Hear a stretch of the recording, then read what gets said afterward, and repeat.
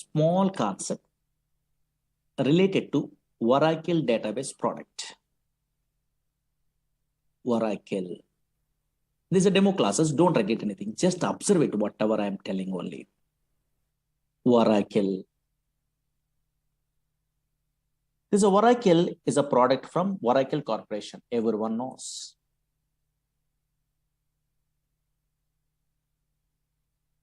This is a pure database product. What is that one? I will tell you. But before that one, some versions are there in Oracle. Oracle 1.0, 2.0, 3.0, 4.0, 5.0, 6.0, 6.1, 5.1 also there.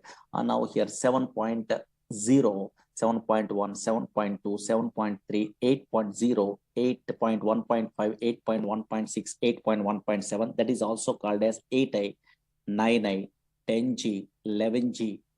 12C, 18C, 19C, and the latest one, 21C. But in our class, this software is available, 19C we are learning only. Oh, C means cloud technology, cloud computing is there. In olden days, Greek computing is there. Now cloud. What is cloud and all these things, we are understandable.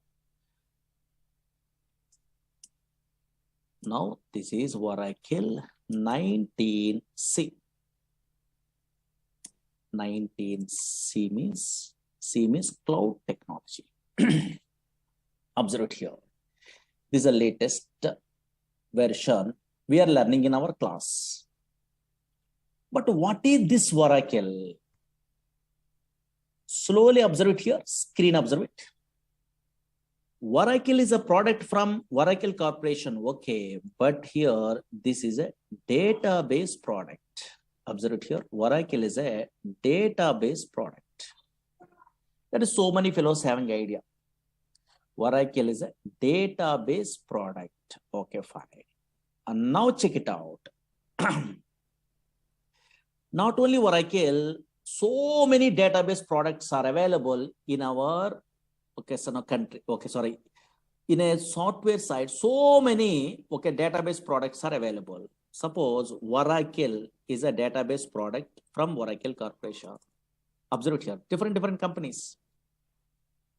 Again, maybe so many fellows having idea. SQL Server is a database product from Microsoft. DB2 is a database product from IBM company.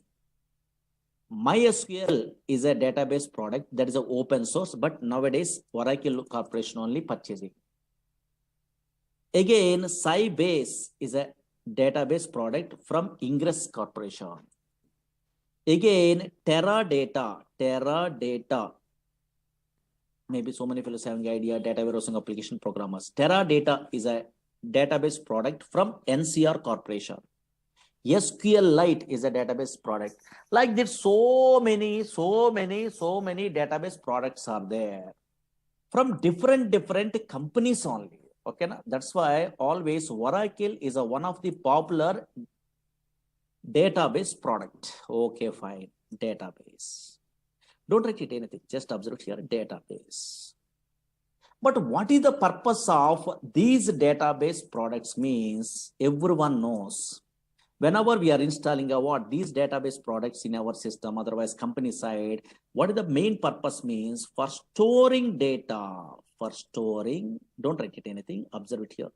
For storing data permanently. For storing data permanently in secondary storage devices. Secondary storage devices means maybe hard disk or not. Yes, here. One of these. Okay, secondary storage devices. Secondary storage devices. Okay, fine. Permanent. Suppose today we are storing our data means after 5 years, 10 years after, 10 years after, 20 years after, 100 years after also your data is available. We are using. Now that's why always these are Oracle is a product from Oracle Corporation. Some version number is there. This is a database product. One of the popular database is a Oracle is a product from Oracle Corporation. But what is the purpose of that one means? For storing data permanently in secondary storage devices. Now slowly observe it here. Actually, so many database applications are there in a worldwide. 90% of these software applications are depends on database. Without database, impossible to store the what data. Now check it out. Suppose, for example, you are a first time newcomer. So now you're non-technical person, means easily understandable, means every organization maintain a database. Okay, fine. For example, observe it here. For example, okay, so now, yes, easily understandable. So many applications are there. One of the application I'm taking. You take bank. Banks maintain databases. Banks maintain databases. Observe it here. What is the purpose? They're maintaining a what database means storing a something means. Observe it here. Suppose, yes, here customers are, okay, account holders are deposit some amount. You are also depositing some amount only. Your details, your name, address, phone number, your balance, your account number. These details are storing is important permanently. Now that's why, yes, account holder or customers are deposit some amount only. Those details they want to store permanently.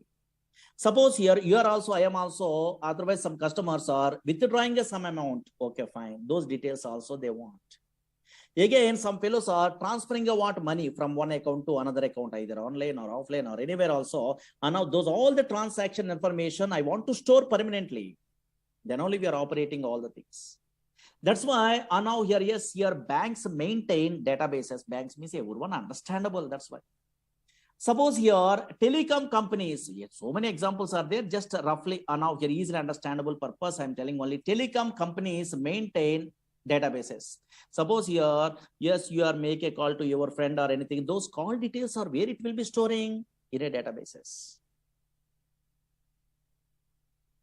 Suppose here, and now here online, suppose so many fellows are nowadays purchasing items in a where online portals through Flipkart, Amazon, those type of, so now so many, okay, so now online shopping portals are there. Through that one, so now they're purchasing items. Those shopping portal also maintain a databases. Because you are purchasing a what, one, okay, so now item means that order number, how it will be generated. Database, some application is there, auto increment concept only through that one. Nowadays in a banking system, OTP validation is there. In a phone number we are typing only, then automatically generate a what, that OTP only, then you are sending that OTP. How? Database application. That's why so many different reservations, all the things, okay, so now so many applications in a worldwide, in a real-time application, maintain databases. Okay, fine. Maintain databases. And now check it out. Concentrate here. Concentrate. Very important. Now, okay, fine. Suppose I'm a first-time newcomer. How I'm thinking? Oh, maybe database is nothing is there. Suppose I'm installing a what? Oracle software. That is one of the database software only. Whenever I'm installing a what? Oracle software into my system, automatically some place is created in a hard disk only. Oh, maybe this place is called a database only. Okay, so many fellows are thinking like that. Okay, database. Okay, fine. Here only, in this place only, we are storing a data. Suppose here we are storing a what? In a random collection of data, we are thinking only. That is absolutely wrong one. Actually, Oracle, SQL Server, DB2, Sybase, Informix, Ingress, Teradata, these type of databases are not storing a what? A random collection of data. These databases does not store a random collection of data. These databases only store structured collection of data. That is important. Suppose here nowadays, any random collection of data, any data storing means some non-relational databases are there. That is MongoDB. That is different. These databases, Oracle, SQL Server, DB2, these databases are relational databases. Relational databases.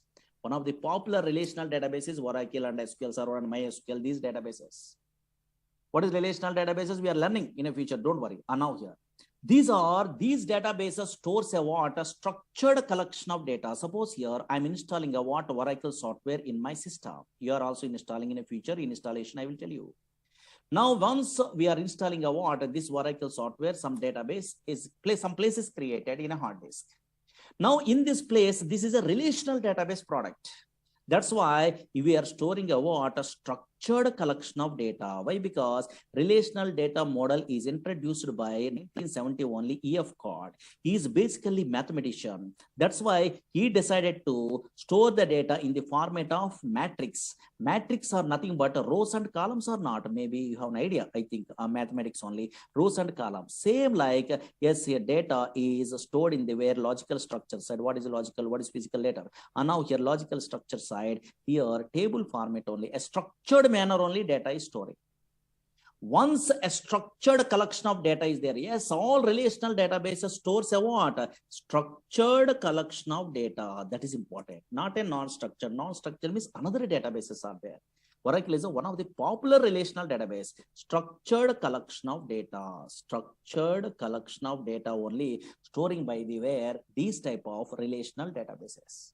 Once a structured collection of data is there, we are operating about this data by using what some languages are required. What is that language means? Maybe anybody have an idea? SQL is a language, structured query language. SQL is a language is there. Through this language only, we are operating about data in a way, this structured data in a relational databases. But MongoDB, those type of databases are different. That is SQL language is not there. There is no SQL. That is JavaScript, those type of languages, you have an idea, no? So now here, yes, those knowledges are required. But this is SQL is a one separate language is there. Through that one, we are, okay, so now here operating a data in this in these type of databases. Now check it out, concentrate here. For example, don't worry, suppose this is a Oracle database. Okay, fine. Really, in my system, okay, so many classes we are learning, okay, so we are teaching only. That's why, yes, so many tables are there. Check it out. Observe it here. In my Oracle database, observe it here.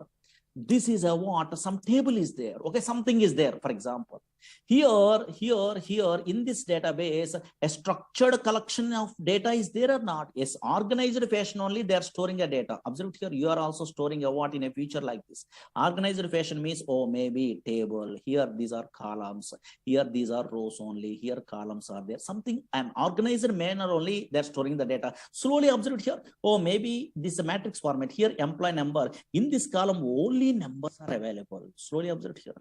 Yes, in this column only characters are available.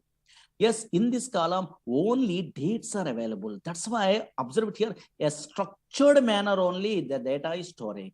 Suppose here anything we are observing also in your database, relational database side, a structured data is there. Okay, fine. A structured collection of data is there. Suppose, for example, once this data is there in a permanently, now how we are operating this data by using SQL language they are telling. Suppose, for example, this is a what data is there. For example, what is data? What is information? Later we are learning. Observe here.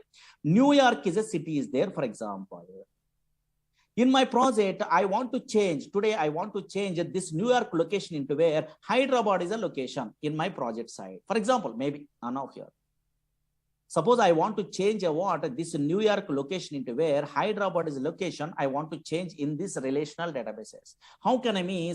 Just in a where SQL prompt only, SQL language we are using. Oh, SQL language means very easiest language. How means? I will tell you. And now SQL language is there in a feature. You are typing some commands. Observe it here. Update table. Okay, something is there. And now here, yes, here some commands we are typing like this. So only single or two lines of commands, only simple. That's why anybody also learning a what? Yes, so SQL language very easy. And now here, yes, without any knowledge of the where software also easily there. Okay, handling. And now check it out. One line of coding I'm writing. In this coding you are familiar. In a future you are learning a courses like Oracle, SQL Server, these type of courses. That is called SQL command. These are called SQL language. One line of coding is there. No? Yes, here. These are non-procedural language. Variables are not there. Okay, so now your loops are not there. Conditions are if conditions case. Okay, these type of things are not there. Very easy, non-procedural language. One or two or three lines of coding is there. Simple.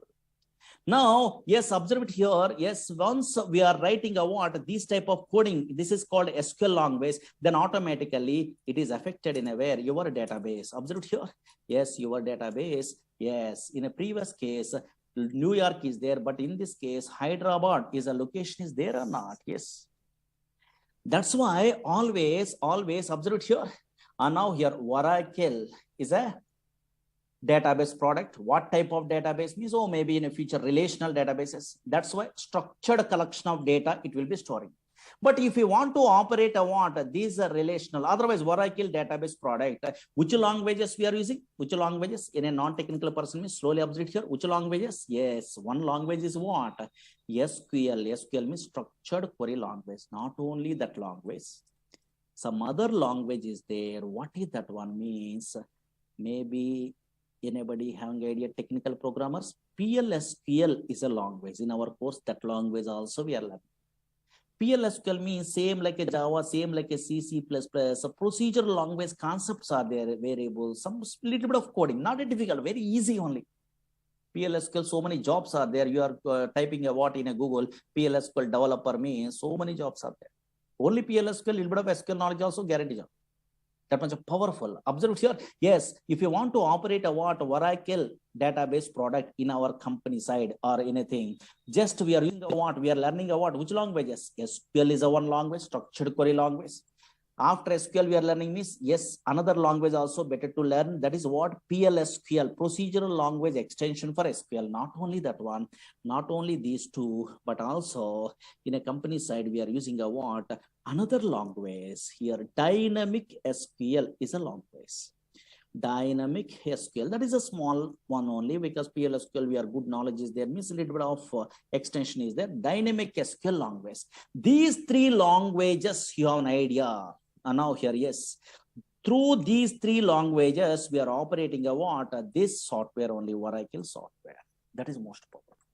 In a company side, yes, here little bit of SQL knowledge is there, little bit of PLSQL knowledge is there. Also, we are operating, but more things so we are learning means, okay, so now so many different types of jobs are there. That's why observe here, Oracle is a product from Oracle Corporation. If you want to operate a what, this relational database product means which languages we are learning? One is SQL language we are using, otherwise learning. Again, another one is PLSQL, another one is dynamic SQL. These three languages we are learning a what in our course. Most powerful. Suppose here, now here, check it out. Here in this SQL language, for example, yes, this is another finished batch. In a SQL, so many DDL, DML here creating a table. These all the things are available in a way. This is a SQL language. Here some queries you are writing only. Okay, fine. What is this one? In another batch completed means these all the things are there. And now here, these are all the things. How can I? What is that one? Those are all the things you are learning. Okay, fine. Here, select statement. These are simple. Okay, fine. Simple concepts only. These queries you are writing. Suppose you are joining in a very Java course or anything. You are attending interview. You are joining in a Python course. You are attending interview. Write a query to display and raise salary employee. They are asking.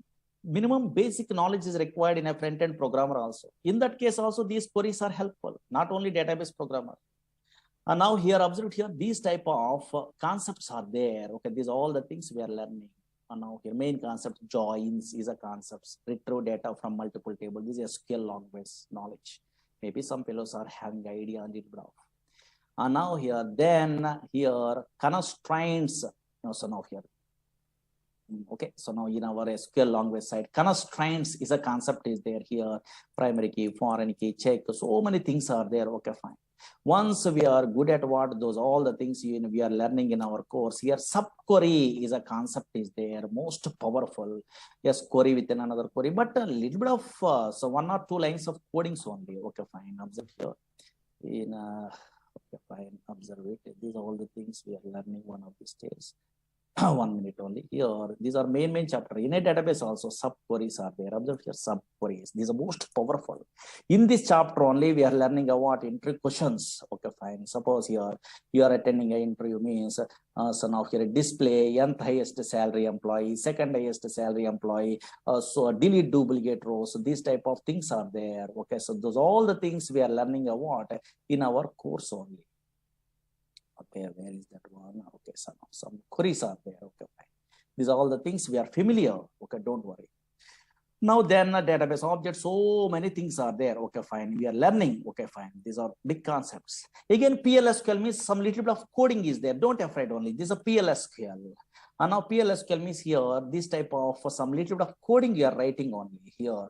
PLSQL is there. In that one, cursors, exceptions, stored procedures, stored functions, triggers, packages, types, collections, bulk bind, riff cursors, okay, local subprograms, UTL file packages, SQL loader, external tables, so many things only like this. Okay, fine. So much syllabus is there. That's why some concepts are there. Don't worry. Now here. That's why yes, SQL language first we are learning. After that one, some knowledge you are getting only. Yes, then okay, then only they are learning about PLSQL. Through these two languages, we are operating what this Oracle software. Okay, yeah. And now check it out. Observe it here.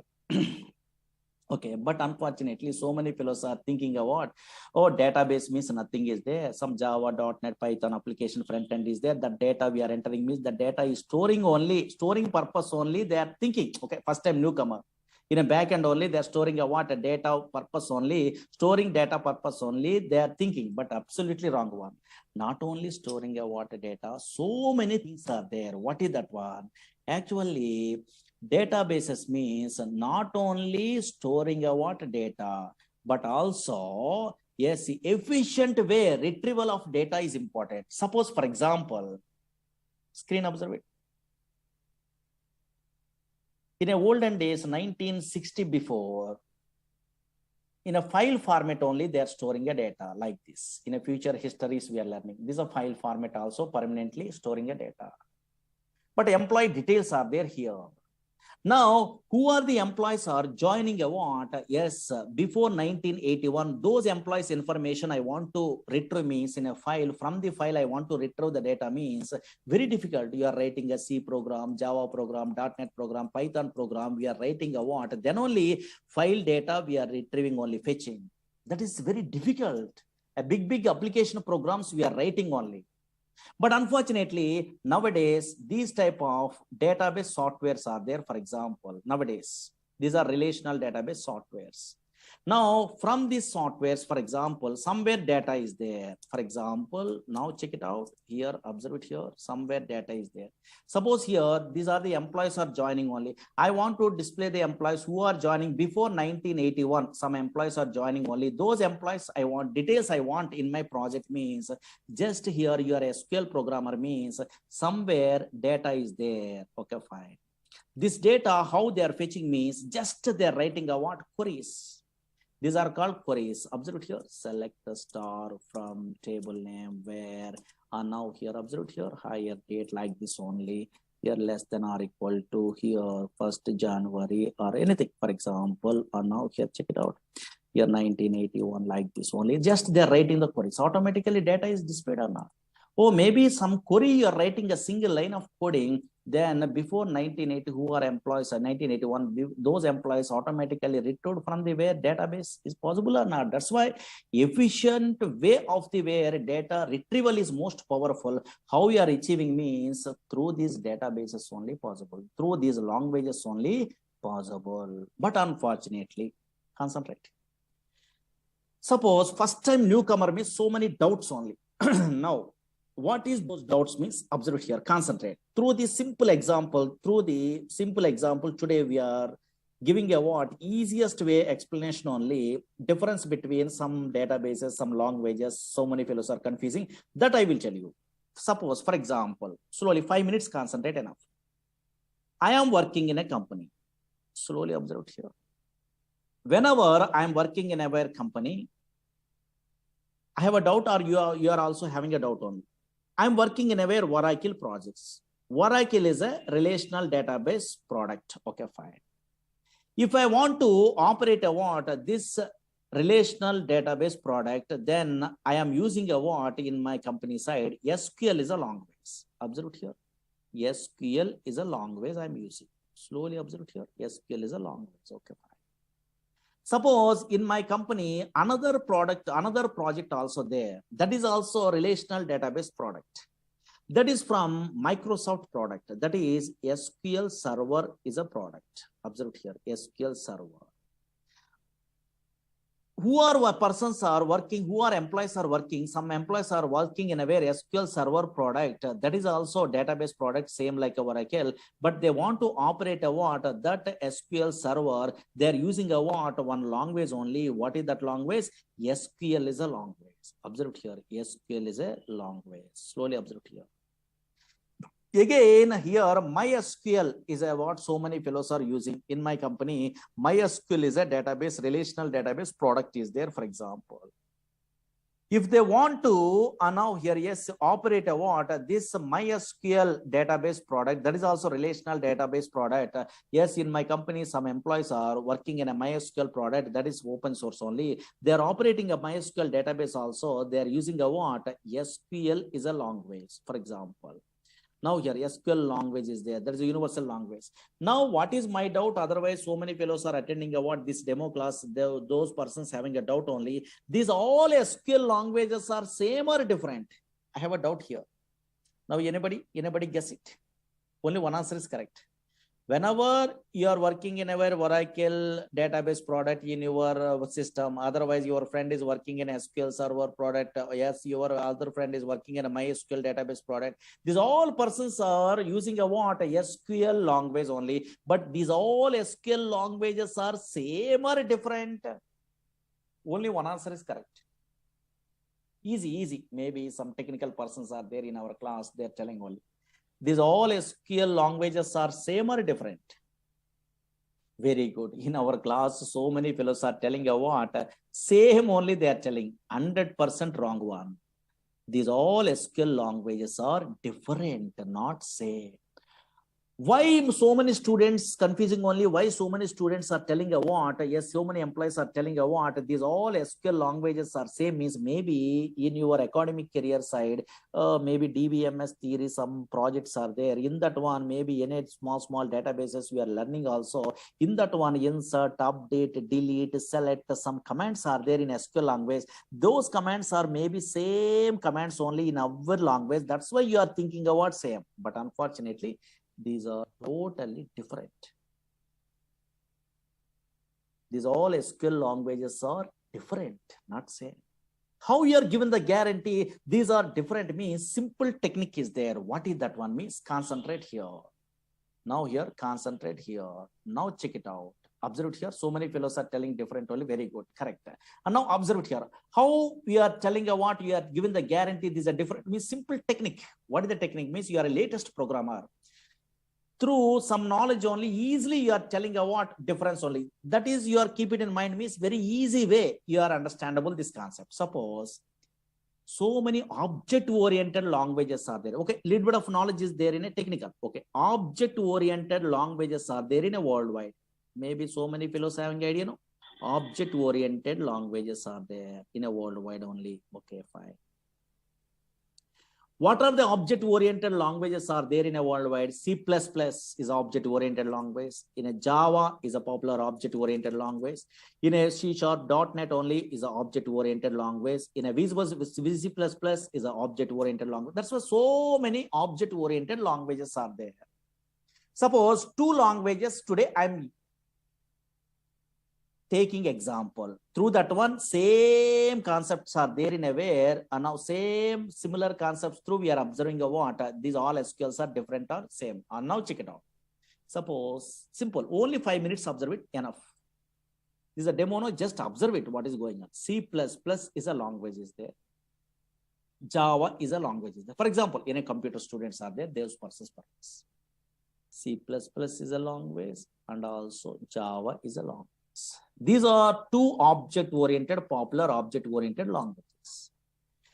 In object-oriented languages, some OOPS concepts are there. Maybe object-oriented feature, something is there. No? Yes. Here also OOPS concepts are there. Here also OOPS concepts are there.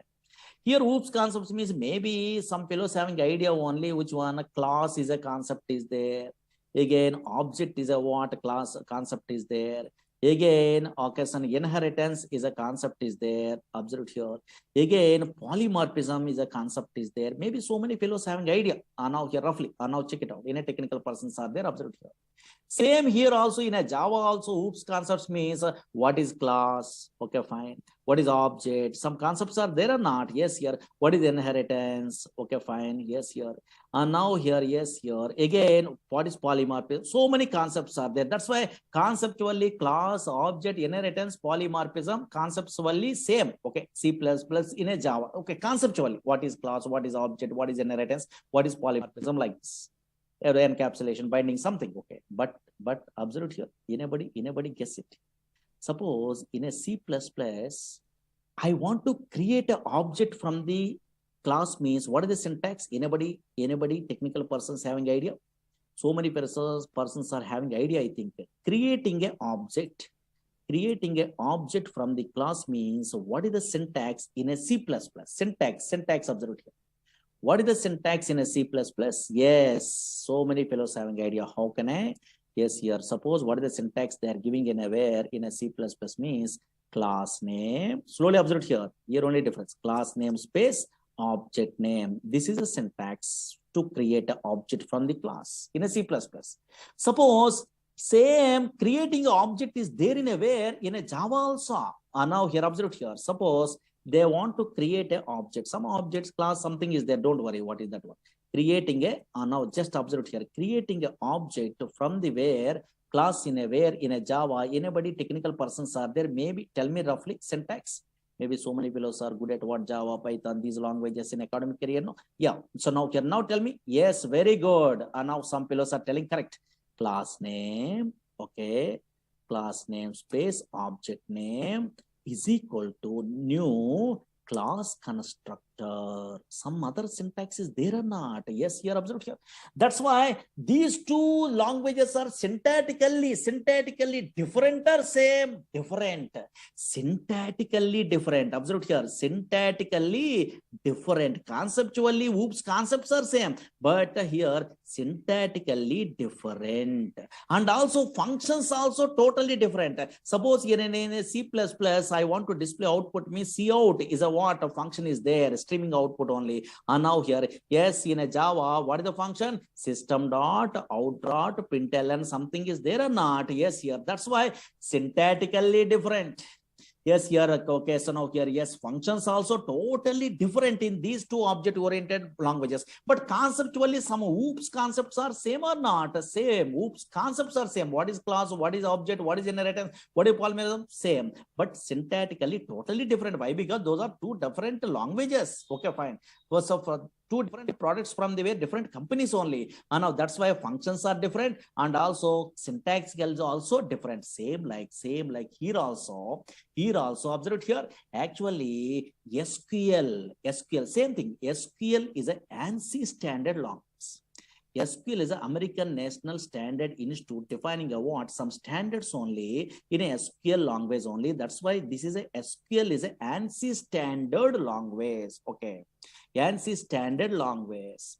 Now, from this ANSI standard language used to operate all the relational databases. I am agree, but unfortunately, observe here, from this ANSI standard SQL language, Oracle Corporation creating their own SQL that is called Oracle SQL. That is important. That is so many fellows doesn't know. Again, observe here, yes, SQL Server, Microsoft product only, creating a what? Their own SQL from this ANSI standard SQL that is called SQL Server SQL. Again, MySQL creating a what? Their own SQL language only from this ANSI standard that is called MySQL SQL. That's why in our class we are learning a what? Oracle SQL. How you differentiate these all the things means these all the languages, SQL languages, conceptually same. Conceptually means here table is there, view is there, procedure is there, function is there, trigger is there, package is there in Oracle SQL. Here also SQL Server, what is table, what is view, what is synonym, what is the index, what is a procedure, what is the function, what is the trigger, same. Conceptually, here MySQL also table, procedure, function, trigger, package, these are same conceptually, but syntactically totally different. First 4 or 3 syntaxes same, but totally syntactically different. And functions also different. Functions also different means suppose in a null values we are handling means in a Oracle side, NVL is a function is there. But same function I am using in a where in SQL Server working? No. Not working. Why? Because that is a different language. That's why in SQL Server, is null is a function we are using only for handling a what null values. Arithmetic operation of performed null values again become null or something. Okay, so here, yes, in a MySQL same function I'm copying only, I'm pasting in a where, yes, I'm writing coding is working. No, if null is there, yes, through that one only. And now we are handling a what null values arithmetic operations in a project. That's why functions are totally different. And version of here, yes, here syntactically totally different. Here create procedure syntax is different. Here create a procedure syntax is different. Here slight differences. Okay, fine. Suppose some function is there, months underscore between is there, that is in a Oracle SQL only, but same. But if you want to see the premium one, the latest release, then we have to opt for a premium service by paying some cost. Am I right, everyone? Yes, guys, am I right or not? Yes. So this is Yes, sir. Yeah, this is the concept why we moved from the why we are moving it from the on-premises or to what is that, cloud. Now guys, this point is clear for me, but the next point here is what? Okay, cloud is clear, everything is clear, but one more thing is not clear. That is called as what is this Azure data factory? We have not discussed this. And as we know that Azure Data Factory is nothing but it is what is that, a service provided by Microsoft. It is a service provided by Microsoft to perform the job of ETL, which stands for what? Extraction, transformation, and what is that? Loading, or extraction, loading, or transformation. So now guys, let us see what exactly the ETL does. Okay, what exactly the extraction, transformation, and loading with the help of an example. Let's copy this. Guys, I'm coming here down. Now I'll explain you with a simple example. Okay, guys. Now, guys, extraction, transformation, and loading. So in this, let us take an example here. All of you, let us take an example here. I am having some supermarket data is here. Some supermarket data. And the supermarket authorities wanted to know this, what is that, net sales amount of what is that, tell me now, 07/12/2022. Okay, net sales amount of this day. And also they want the net. They're learning one. These persons, these are web-based application programmers. Okay, web-based also possible in a Java or Python. Okay, yes. These type of web-based application programmers in a project side, compulsory minimum knowledge is required in a database. Minimum knowledge. Why? Because now here, suppose Java programmers, JDBC project side, compulsory they are using a what? Yes, database. This type of relational databases only. .NET programmers, ADO.NET is there. In that one, they are using a what? So now here, yes, these type of databases. In that databases, minimum knowledge means here stored procedures is a concept is there that is a regularly used concept. That's why anybody Java, .NET, these type of programmers attending interview, yes, so many fellows are asking, write a query to display salary employee, write a query to display the second salary employee, what is join, now the write a query to delete duplicate rows from a table. Yes, here so many predefined queries they're asking. At least minimum knowledge is there or not, they're check it out purpose, because these persons are also front-end developer programmers also minimum knowledge is required, minimum. Either Oracle, either SQL Server, either DB2, anything, minimum knowledge is required. That's why maybe so many fellows are learning courses like this. Okay, second point of view. Observe here, so many different type of persons are learning in a worldwide this type of Oracle. Suppose Oracle course, okay, for example. Again, second type means suppose so many fellows are struggling in a job. Suppose fresher level, they are unable to get a job. Maybe 1 or 2 years, maybe wasting. Okay, for example, maybe any reason. Okay, not a problem. They're unable to get a job. Then those persons, yes, they're learning a what, they're applying a what in a company side. PLSQL developer is a jobs are there. without any knowledge of the Java, .NET, front end, maybe in a non-technical person, they are not very good knowledge in a way of programming skills. Then PLSQL developer jobs are there. 2 years, 3 years gap is there, maybe. And now here, yes, here 2 plus years, 3 plus years. Okay, some gap is there, maybe. Okay, fine. Those persons are in our course only. They are applying what this course they are learning only PLSQL developer purpose. They so many fellows are learning what course from me. Okay, actually I'm a senior most PLSQL developer. That's why I'm very depth knowledge. I'm telling only in a PLSQL. These persons are struggling in a way, against maybe in a job searching only. In that one, PLSQL, okay, thoroughly they are learning from me. Okay, for example, like especially our concepts only. I'm telling in-depth knowledge only where the interview, what is that one I know. Those persons applying what PLSQL developer jobs also. So many fellow learning what this course. Because in this course, SQL also we are learning and PLSQL also we are learning or not? Yes, here. Again, observe here, yes, PLSQL developer jobs purpose. Another type of persons. Suppose here nowadays, so many son of here persons are not very good knowledge in a where son of coding. Okay, maybe and a not technical person. They want to move into where is in a software. In that case, one okay, son of one type of jobs are there. What is that one means? Data warehousing technologies are there. In that one, ETL programmers are there and reporting programmers are there. Extraction, transformation and loading. ETL tools are there. These persons are little bit of SQL knowledge. PLSQL is not required. SQL knowledge there, having idea, then they're learning the tools in a very in a institutes also. Informatica is a tool in a very popular tool only in a way. Again, and now here that is ETL tool in a where data stays is a what a popular tool is there. Again here talent, this is a tool is there. These ETL tools is graphical user interface. They are learning means minimum knowledge is required in SQL. That's why they are learning what these courses, these jobs purpose also. Again, yes, business analysts are there. That is a reporting programmer. Reporting tools they are learning only. Easy way they are getting a jobs only. Reporting tools are there. So many reporting tools are there in a worldwide. Suppose in a Oracle related means BOS, OBI. Now here these type of tools are there nowadays. TabView, QuickView. So now these type of tools easy way. So now here they are getting a what job means. Then minimum basic SQL knowledge is required. Those persons also they are learning what yes here these courses only.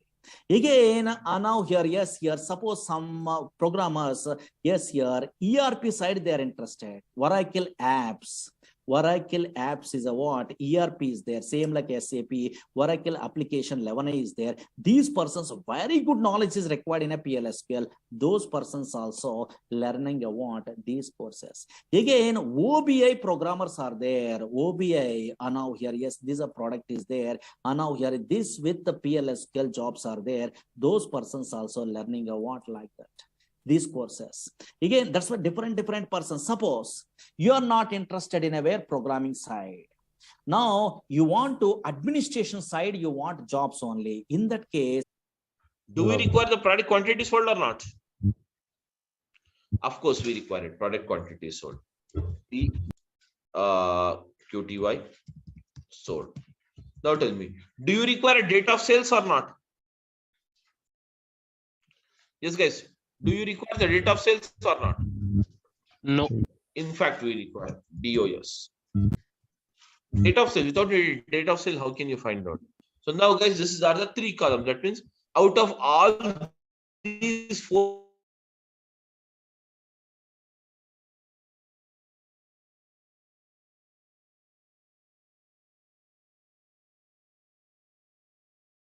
all available data, you will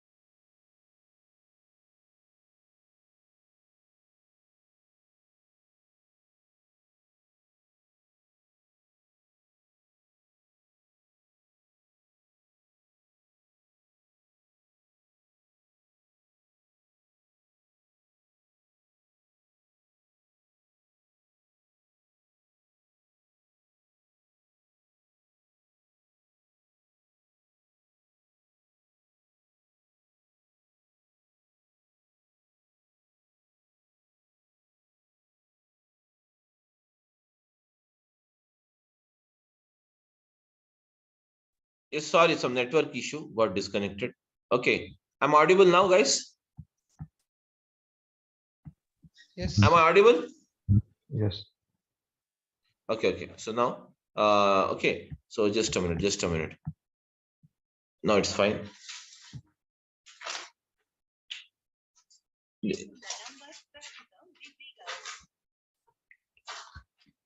Okay, just a minute. Actually, they have to. I'm not the host. 1 minute. I'm not the host.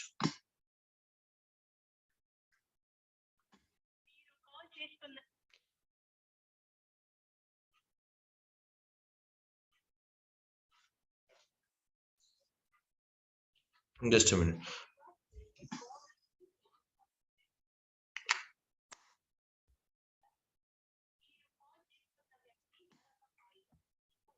Okay, so just a minute. We were discussing this. 2 minutes. Give me 1 minute.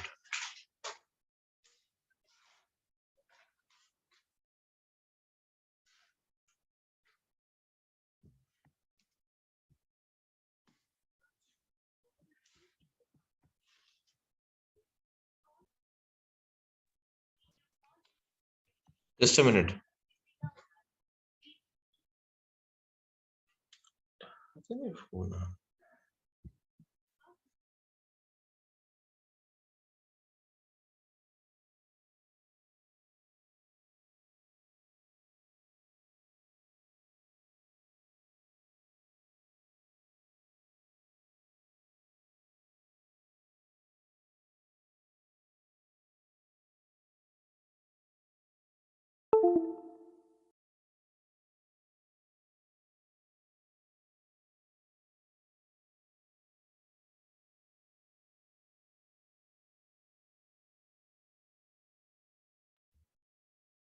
Sorry.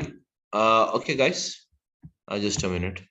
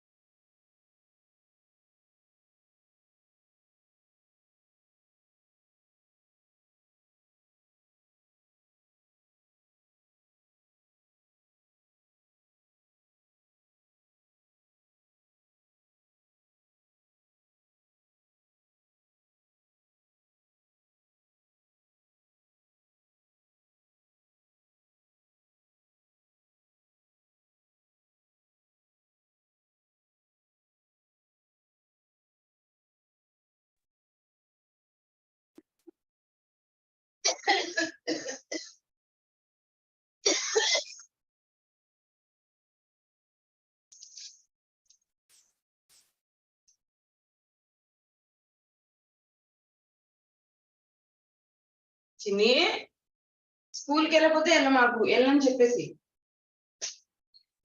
Okay, sorry guys. So it got disconnected because of. Okay, guys. So now, okay, everyone, just have a look, ma. Okay, so now we were discussing about this. So can you see here? The first one we were discussing about this extraction. Can you see here? The first part is extraction. So as out of all this, we require to pull in what's the product rate, product quantity sold, and DOS. There is a new date of sales is required in the process of extraction. Now, guys, the next process is the transformation. Can you tell me now, how does a transformation work? Transformation is actually the process of what? Data summarization. Transformation is the process of what? Data summarization. So here can you see 100 rupees is the rate, 10 is the quantity. That means 100 into 10 means what? 100 into 10 means what? What is the quantity, guys? Can you tell me? Can you tell me, guys, what is 100 into 10? 10,000. Huh? 1,000. Very good. So you can say 1,000. Okay. So now, guys, 100 into 10 is 1,000. So can I write it here directly as 1,000? So 1,000. So now, next one. 200 into 10 means what? 200 into 10. How much it is? 2,000. Am I right, guys, everyone?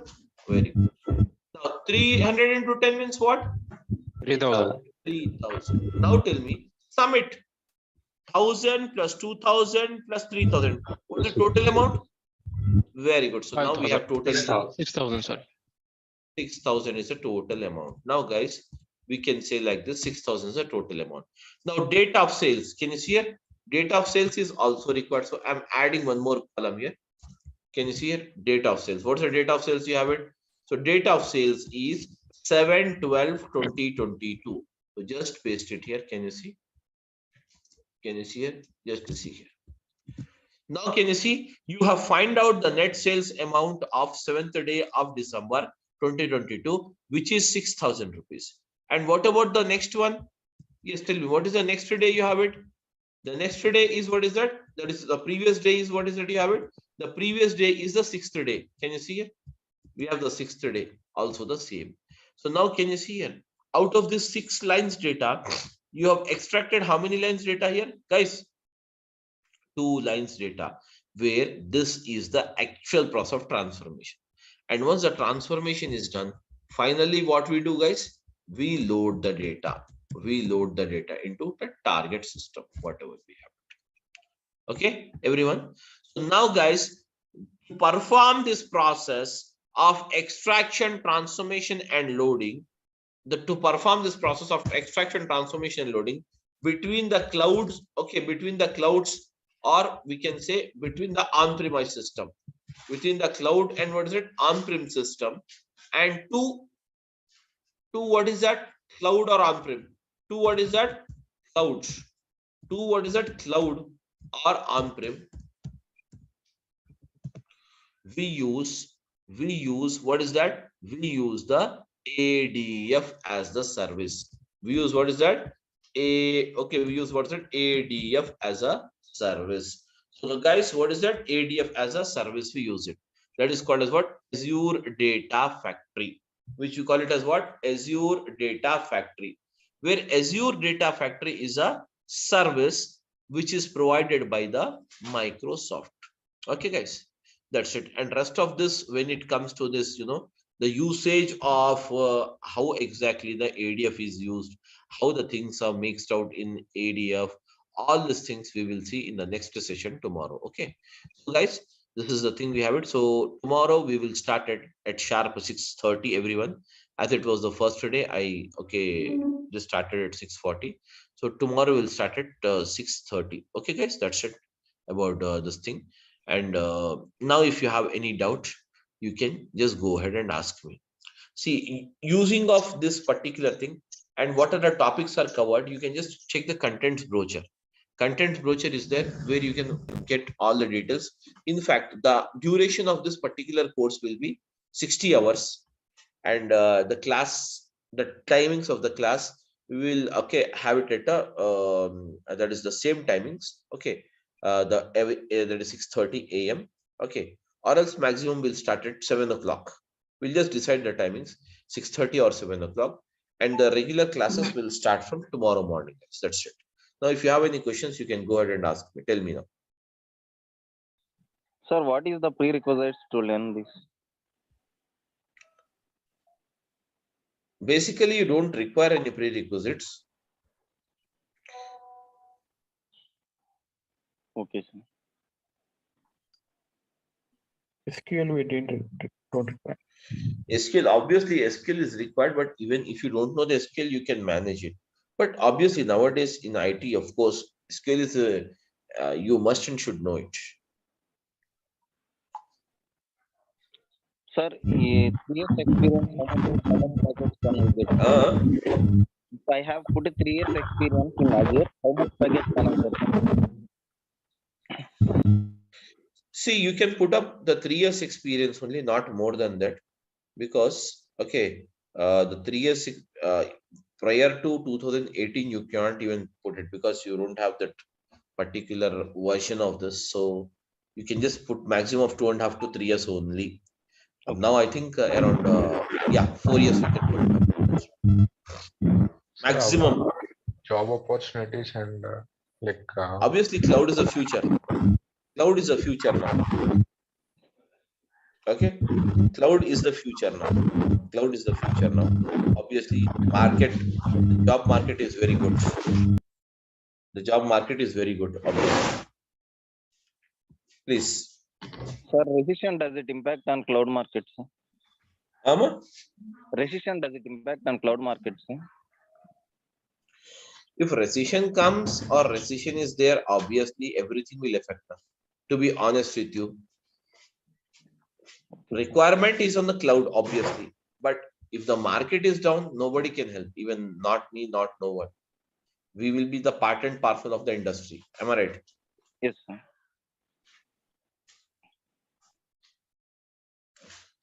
Okay. So that's it, guys, about this thing.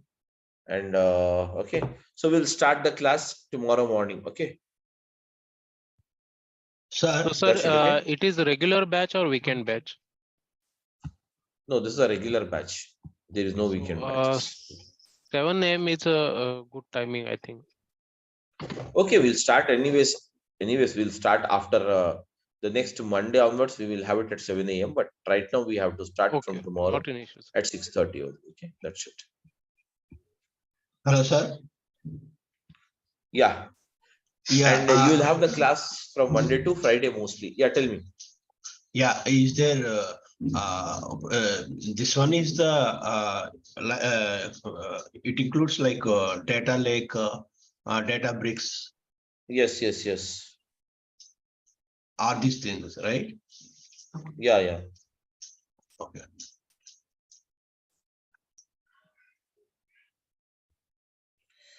Okay, that's it, ma. Okay. Any other doubt you have it, you can ask me. Okay, guys, thank you everyone for attending, and we'll start up the class from tomorrow onwards. Okay. Thank you. Thank you. Thank you, sir.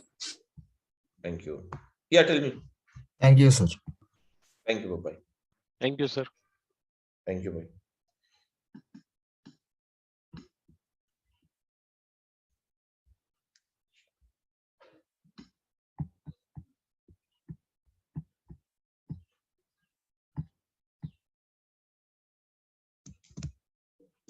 Okay, let's see the ADF. So what is ADF? Okay, guys, so ADF stands for what? Azure data factory.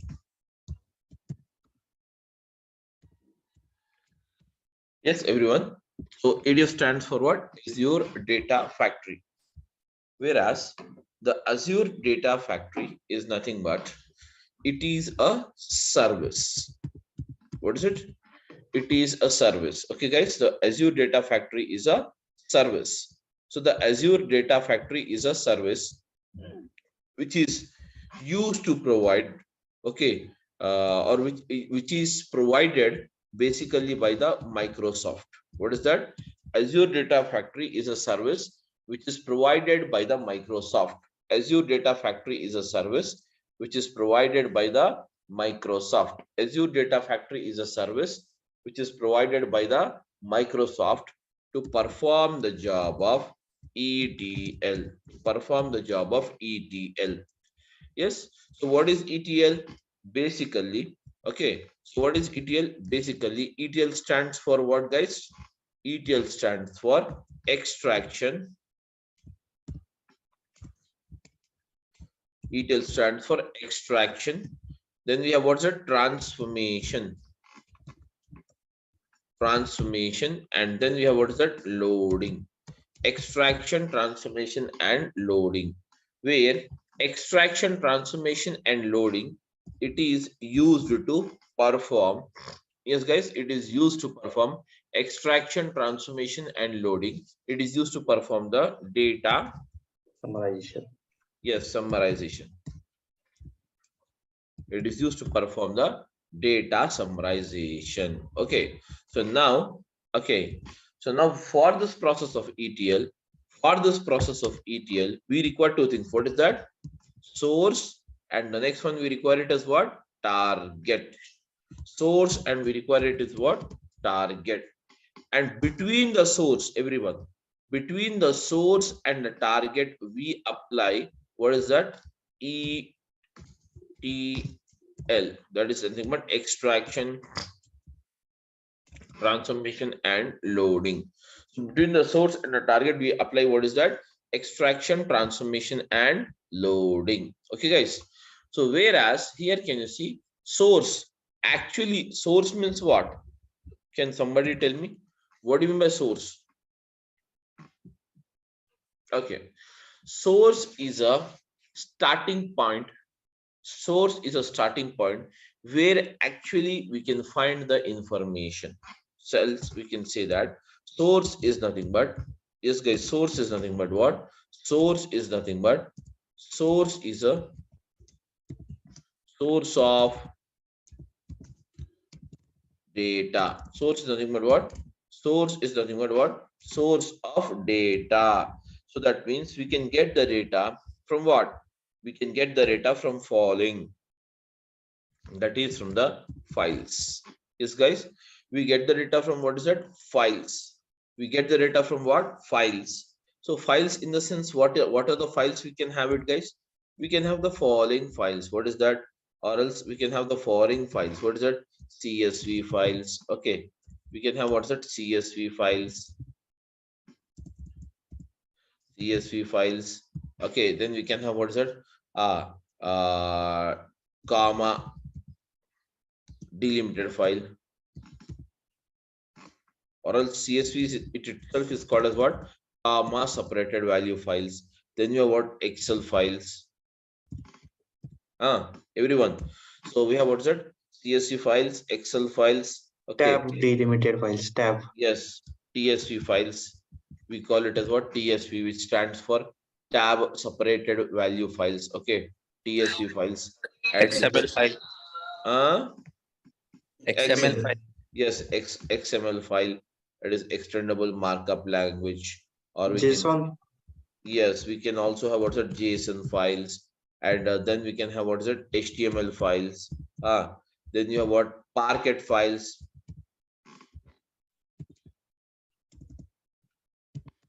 Parquet files, and then you have what's that? ORC files.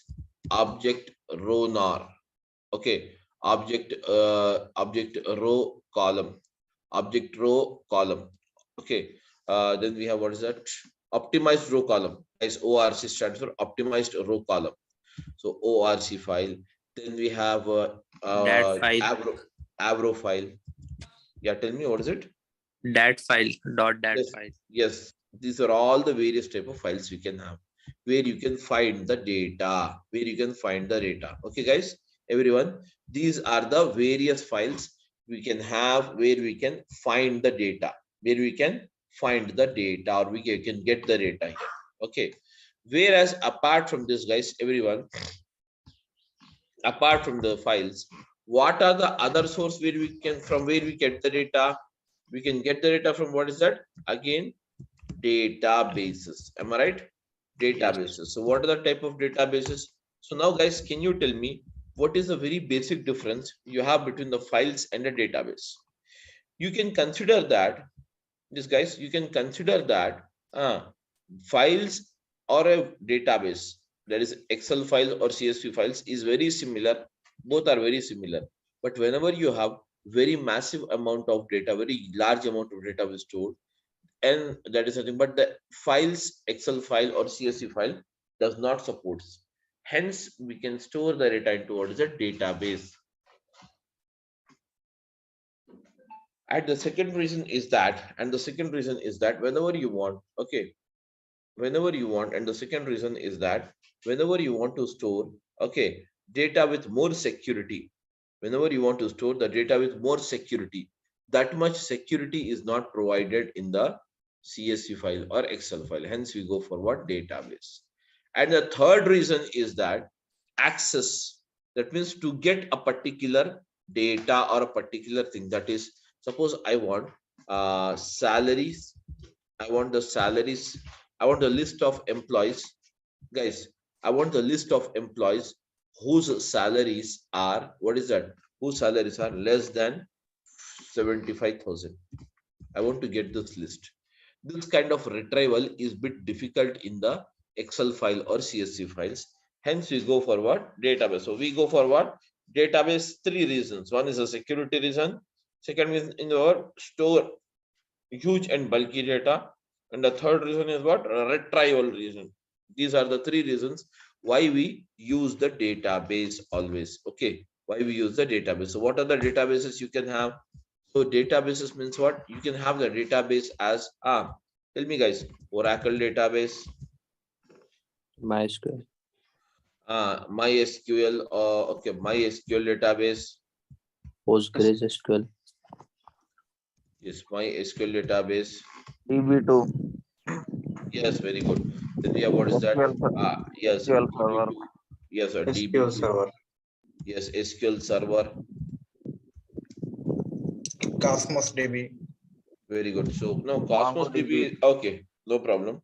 That Mongo. is okay. That is basically Cosmos DB is a cloud based.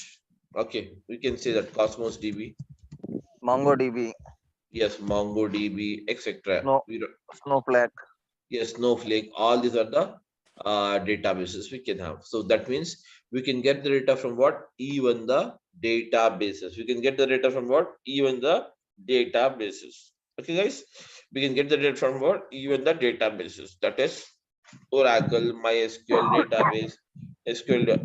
That is nothing but SQL Server, Cosmos DB, as you said, MongoDB, etc., etc. Apart from this, we can also get the data from what is it? Can tell me now, guys? Live streaming data. Am I right? Live streaming data. So what do you mean by live streaming data, guys? Yes.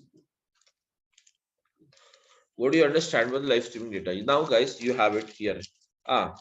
You have okay, stock market. Have you ever seen the stock market? How does it works? The values changes. The values changes on what is that? Every second or every minute it changes. Am I right or not? The session will be live. Whatever the things goes off, that will be live. Or for example, you can say live cricket match. Guys, we always see the live cricket match. No? What happens? Tell me now. The values, that means the score changes every that is every minute or every 5 minutes, every 5 minutes, every 2 minutes, the cricket match, that is the score changes. Likewise, very constantly live changing data here is nothing but the live streaming data. Okay, the data which streams live, that is called as what? Yes, live streaming data. So here you can have also get the data from what is that? Live streaming as a source. So anyways, many sources are there, but these are the 3 sources which we can majorly get it here. Okay, what should we can get the data from what? Yes, we can get the data from what? We can get the data from the files. We can get the data from the databases, and we can get the data from what is that? Live streaming data. Okay, guys, we can also get the data from what? From the live streaming. Okay, these are all the, yes, guys, these are all the source of data. So now further, what happens? From the source of data, guys, from the source of data, the data is that is nothing but extracted. So that means we use the on this all data, we use what is that? ADF, that is called as what? Azure Data Factory. We use the ADF, that is called as the Azure Data Factory. And using this ADF, we perform the job of ETL, that is extraction, transformation, and loading. And further, guys, the extraction, transformation, and loading will be done and load the data into what is that? Destination. Loaded the data towards destination. Target can also be referred as what? Destination, guys. Target can also be referred as what? Destination. Okay, guys, clear everyone? So now after this, okay, after this, let us try to see here one more thing. What is that?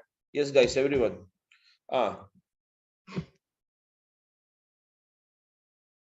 I'm audible?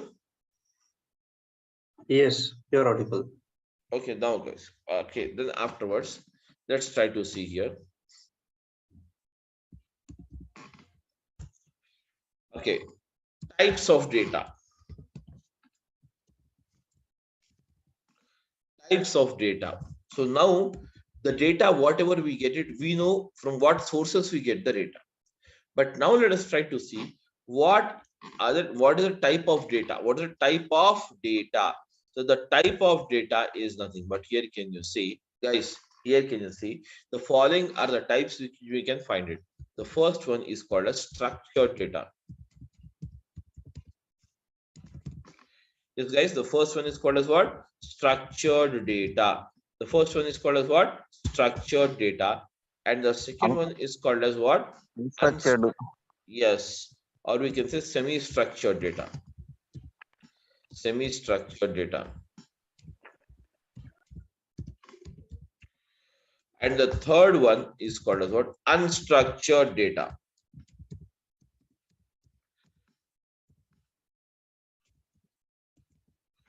Unstructured data. So these are the three types of data we can have. What is that? Structured, semi-structured, and unstructured. Am I right, everyone? Structured, semi-structured, and unstructured. These are the three type of data we can have it. Okay, guys. So now let us try to understand what exactly the structure is, what is semi-structured, and what's the unstructured. So, guys, the structured data is nothing but yes, the structured data is nothing but this data is already that is placed in the form of proper rows and columns, such as, for example, I have a name, okay, ID, job, salary, okay, then okay, name, ID, job, salary. This is the thing we have it. Guys, everyone, have a look here. So now let's do one thing now. Let's fill it up. Name I'm using it as Alan, and here I'm using as the ID number. Job is the clerk. Okay, and then we have what's that? 25,000.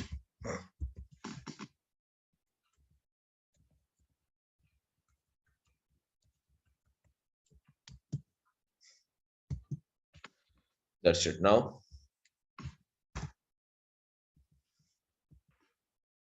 Next, can you see? I'm writing up one more line. Alan, Bobby.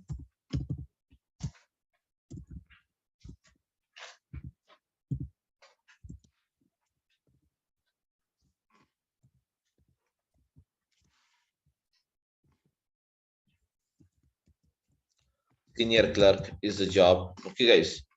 And then we have the salary here. Let's make it here as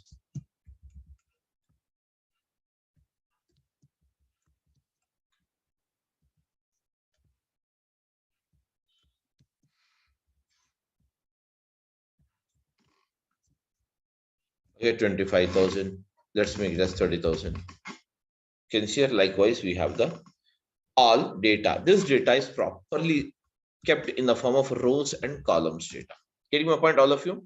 So this kind of data, guys, this kind of data is called as what? Structured data. This is called as what? Structured data. Now the next comes is what? Semi-structured data. So what is the semi-structured data?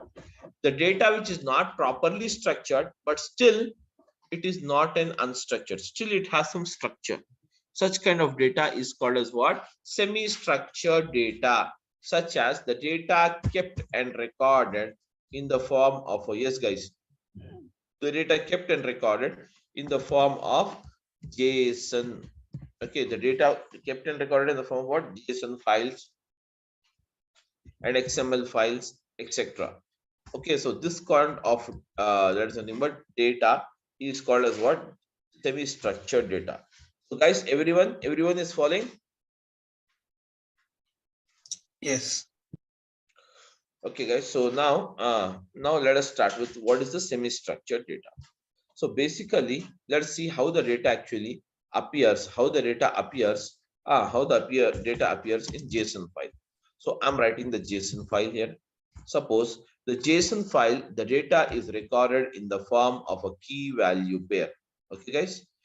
and it will be recorded in the curly braces. Can you see it? The data will be recorded in what? Curly braces. The data will be recorded in what? Curly braces in the form of a key value pair. Suppose the same data, if at all, we have to write it here. The same data, if at all, you have to write it here into the semi-structured JSON format. How do we write it? Let us see. The data will be like this. Name. Okay, guys. Name. That's it. And here you have what's that name, and then what's the name you have? Tell me now. Alan. Am I right, everyone? Sorry. And now use a comma here. Now tell me, what's the next thing you have? Can you tell me, guys? Then you have what's that? ID. ID. Yeah. So if you have an ID, it will be written like this. Then you have what's the ID here? 212. So as it is a numeric data, it is not kept into the double quotes. Okay. Then you have what is that? Job.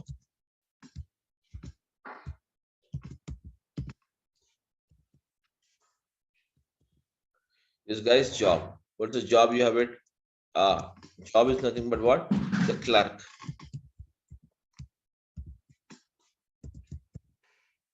Comma. Then you have what is that? Salary. What is the salary you have it? Yeah. Salary is 25,000. That's it. Fine, everyone. Now this is the data you have it. Where finally, yes, guys, finally, yes, the data will be, can you see it? Finally, the data will be, yes, finally, the data will be, here, this data will be, that is nothing but placed like this. What is that? The data will be placed like this. How it is? I'm just, okay, can you see it? Okay, anyways, all right. So finally, this is how. So now, guys, this is called as a JSON document. Am I right, everyone? This is called as what? A JSON document. It is called as what? A JSON document. This is called as a JSON document. Okay. So this is how can you see it? This data is not fully structured, but still it is not totally unstructured. It has some structure to view. Am I right? So hence this is called as what, guys? Semi-structured data. Yes, everyone is following or not? Yes. Okay, guys. So what about rest of you? I want an answer from everyone. See, this is the called as what? Semi-structured data. Yes. And okay. The next one, what is it? You have it. Suppose this is called as the JSON. Now see, let us see how the data will be recorded into the XML. Into the XML. Let us see it here. Okay. So now when it comes to the XML file, the data will be recorded, okay, in the tags, in the form of what? Tags. Let us say here, this is nothing but a table data, the name called employees. That means the name of the table is the employees. So suppose you are writing it here, same table I'm writing it. So I'm using what's it? Employees. That's it. And now, guys, these are called as tags. These are called as what? Tags. Now let's start the tag here. What's the first row you have it? Tell me now. Name. Name. Yes. What is the name you have it? Can you tell me, guys? What's the name you have it? Alan. And now again, close. That's it. Name. This is called as an opening tag, and this is called as a closing tag. Getting my point? Opening tag and closing tag. In between you have what is that? Opening tag and closing tag. In between you have what is that? Employees. Then we have what is that, guys? Tell me. Here you have it. Yeah. ID. Yeah, what's it? ID. So here we have what's it? ID. Here you have what's it? ID. 212. Yes, 212 is the ID. And again, what's it? You have it? Flash ID. Yeah, ID. That's it. The next one, what's it? You have it? Can you tell me, guys? There will be no commas even. Guys, there will be no commas even. You have it. Okay. Then you have what's it? Tell me now. Job. Yes, job. So use the job here. That's it. And then we have the job as what? Tell me. Clerk. So here there will be no data kept in a semicolons or double quotes or single quotes like this. Directly the data is written like this, clerk. And now again the closing tag. The closing tag is the job itself. And then we have, what is it? Tell me now. Just open this. Then you have, what is it? Salary, sal, and now close it. What is it? I want 25,000.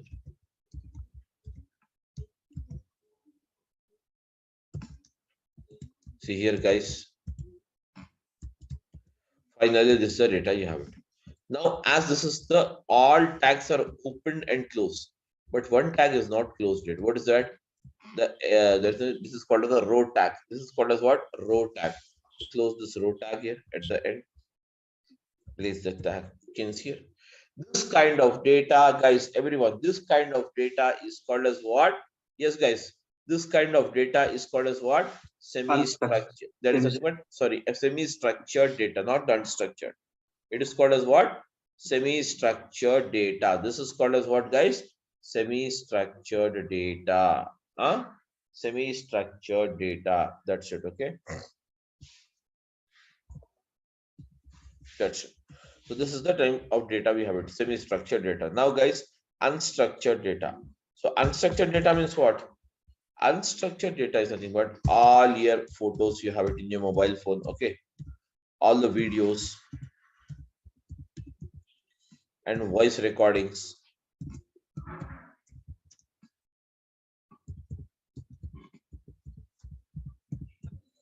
Videos, photos, voice recording, everything. This kind of data is called as what? Unstructured data. And whereas 80%, guys, what is that? 80%. 80%. What is that? 80% of the data we get it in what? Unstructured format only. Getting my point? 80% of the data we get it in what's that? Unstructured format only. Everyone, 80% of the data is what? Unstructured formatted data. Okay, only in the 20% you will get the structured data. And what is that? Semi-structured data. Only in the 20% we get structured and what's that? Semi-structured data. That's it. Only 20% we get it. Whereas 80% will be what? Yeah, unstructured. It does not follow any kind of a structure. Getting my point, everyone? Yes, am I right, everyone? Please. Yes. Okay. So now the next one after this is, okay, guys. So this is the things we have it. Now after this, but here, as you know, everybody. So for the process of ETL, we require, what is it? Source and the target. Source is here. And these are the type of sources we have it. What is it? Files, etc. All these are the type of sources we have it. But whereas from this source, we can get the what type of data? Structured data, semi-structured data, and unstructured data. Structured, semi-structured, and yes, guys, structured, semi-structured, and what is it? Unstructured data. Yeah, these are the three type of data you can get it. And whereas these data, before we start up the process of ETL, before we start up the process of ETL or we apply the ADF on the data, we require to store the data into Azure. That means we call it as what? Azure storages. From the Azure storages, guys, everyone, from the Azure storages, okay, we pick the data will be picked up by the ADF, that is Azure Data Factory. And then now here, yes, in a Java, what is the function? System.out.println, something is there or not? Yes, here. That's why syntactically different. Yes, here, okay, so now here, yes, functions also totally different in these two object-oriented languages. But conceptually, some OOPS concepts are same or not? Same. OOPS concepts are same. What is class? What is object? What is inheritance? What is polymorphism? Same. But syntactically, totally different. Why? Because those are two different languages. Okay, fine. So for two different products from the way different companies only. And now that's why functions are different, and also syntax is also different. Same like here also. Observe it here. Actually, SQL, same thing. SQL is an ANSI standard language. SQL is an American National Standard Institute defining what some standards only in a SQL language only. That's why this is a SQL is a ANSI standard language. Okay, ANSI standard language. Now, from this ANSI standard language used to operate all the relational databases. I am agree, but unfortunately, observe here, from this ANSI standard SQL language, Oracle Corporation creating their own SQL that is called Oracle SQL. That is important. That is so many philosophers doesn't know.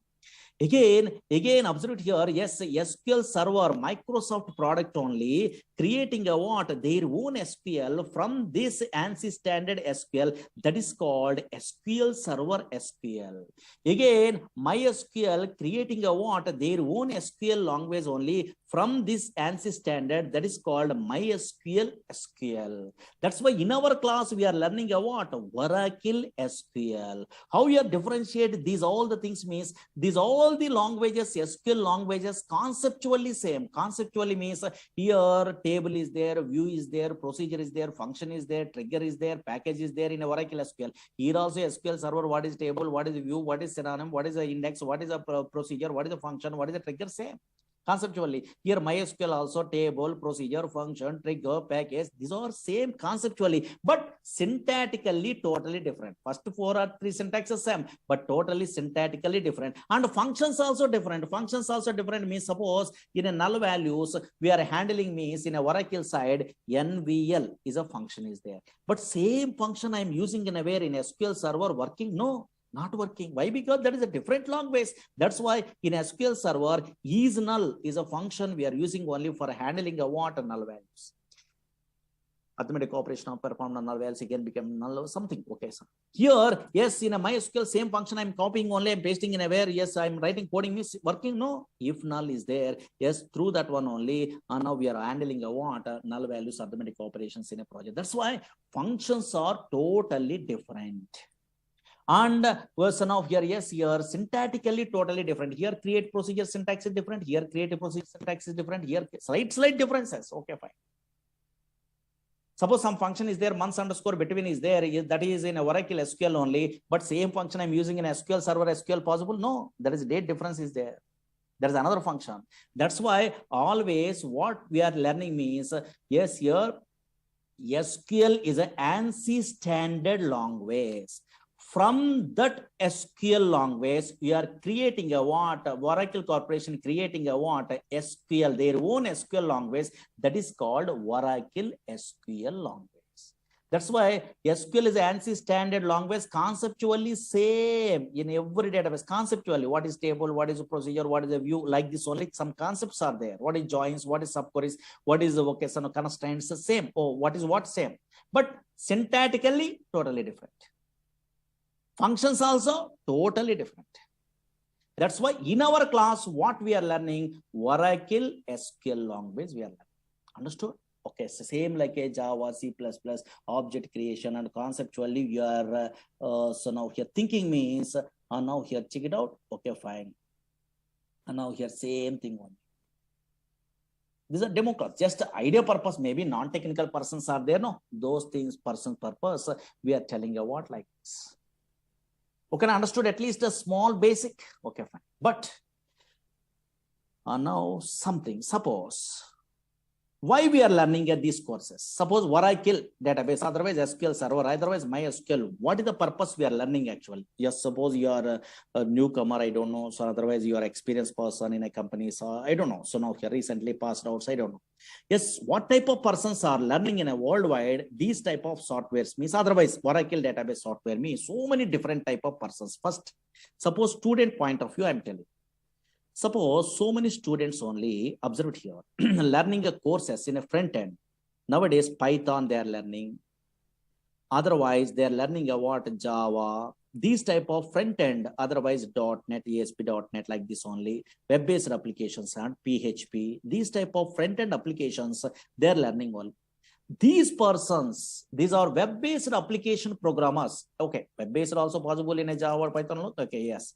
These type of web-based application programmers in a project side, compulsory minimum knowledge is required in a database. Minimum knowledge. Why? Because now here, suppose Java programmers, JDBC project side, compulsory they are using a what? Yes, database. This type of relational databases only. .NET programmers, ADO.NET is there. In that one, they are using a what? So now here, yes, these type of databases. In that databases, minimum knowledge means here stored procedures is a concept is there that is a regularly used concept.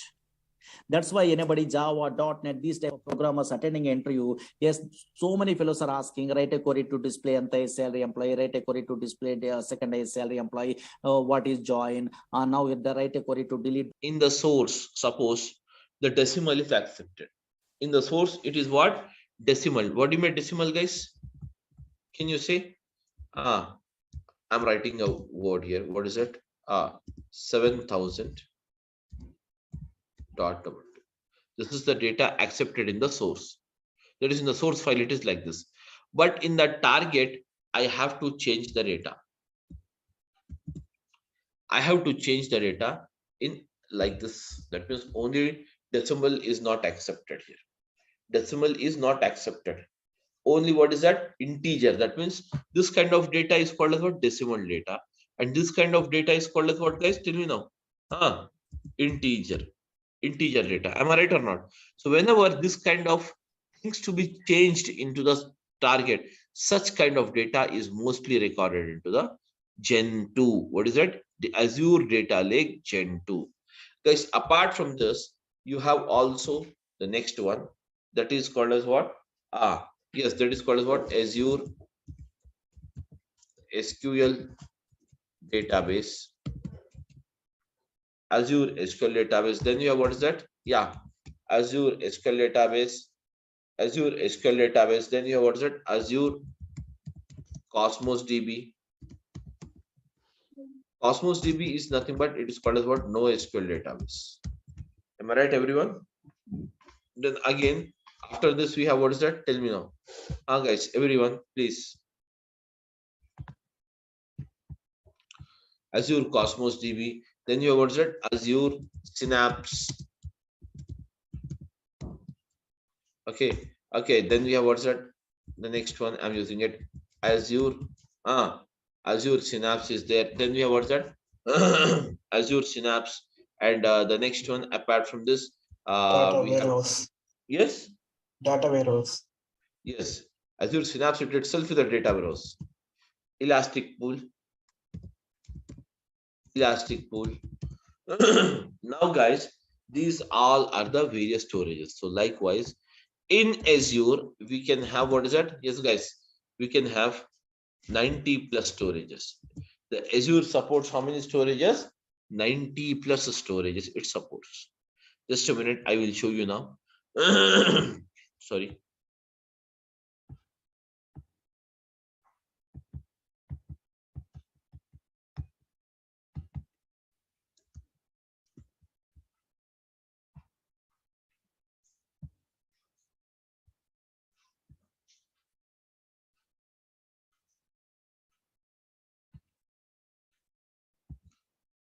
Just a minute.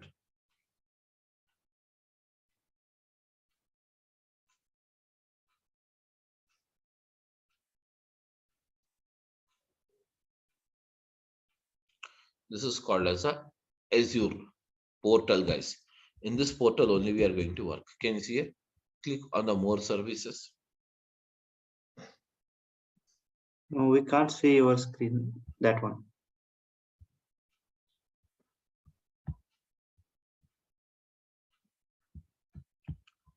Okay, everyone, just have a look here. This is the portal.azure.com. This is your portal. So on this we are going to work and click on the more services. Now, guys, can you see here?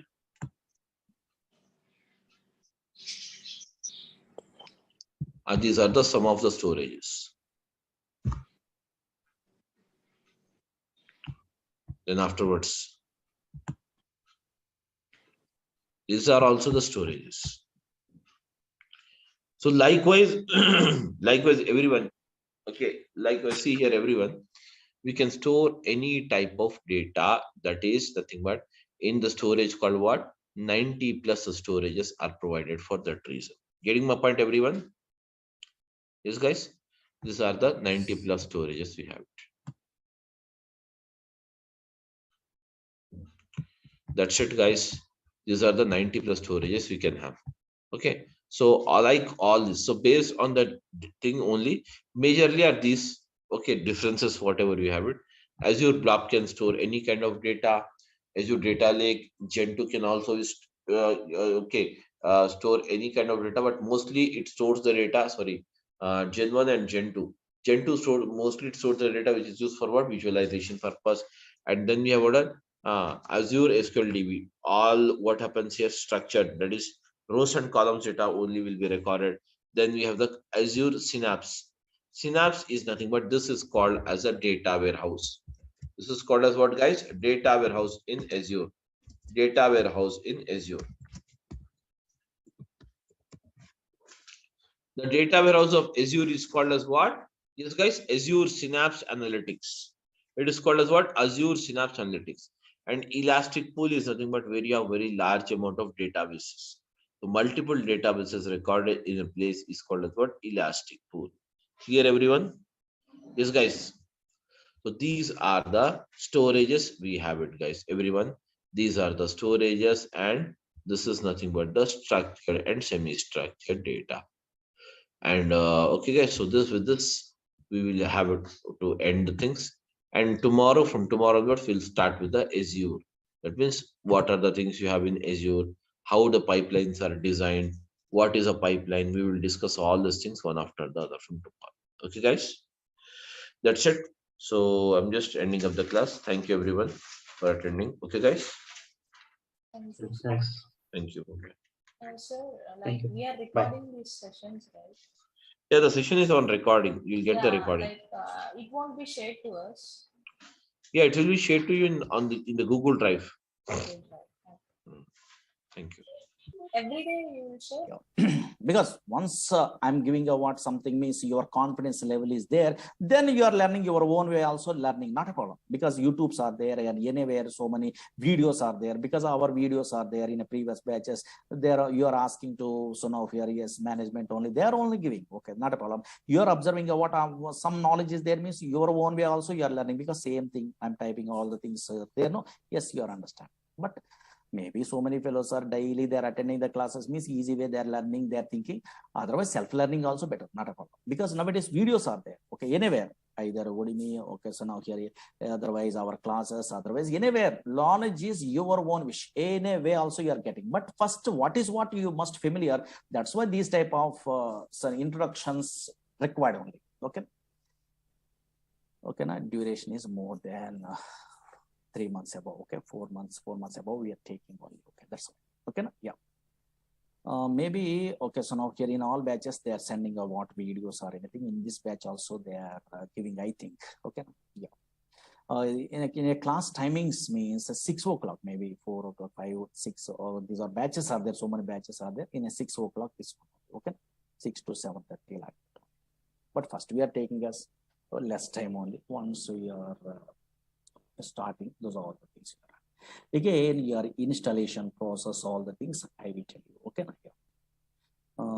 First 5 days week is there, and later okay, so now here 6 days also, Saturday also class, because so much of syllabus on, okay, that's yeah, okay na? Anybody having a doubts? Because so many doubts are there, but anybody, because non-technical persons are there, some what is going on, they are not knowing, those persons are there having a doubt on this.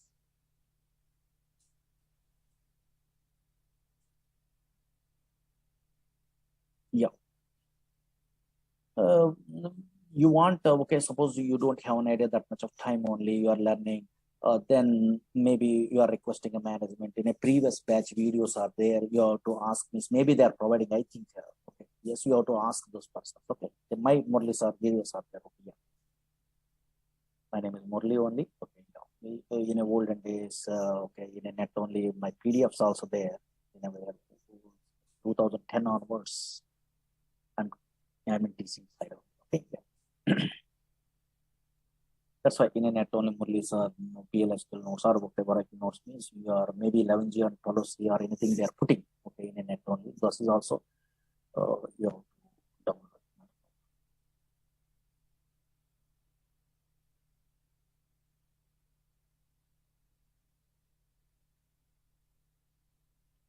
Okay, yeah.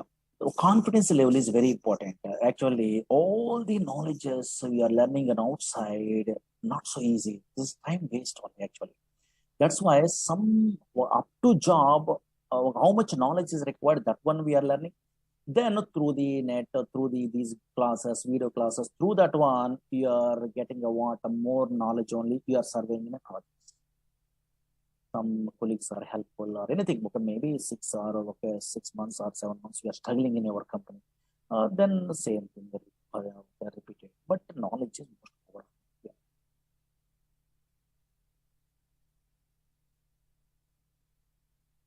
Yeah. SQL is a common one, okay, yeah, but syntax are different and also functions are different, already I'm telling you. Yeah.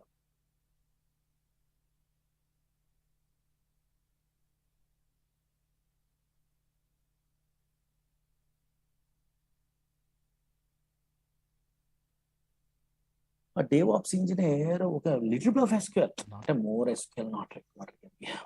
Okay.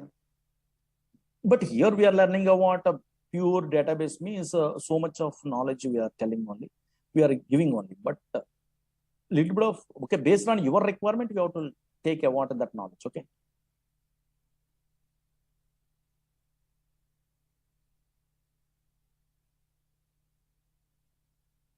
In this course, we are covering SQL, PLSQL, and dynamic SQL long. Yes, here one of the days, history also we are telling, okay, one of these days means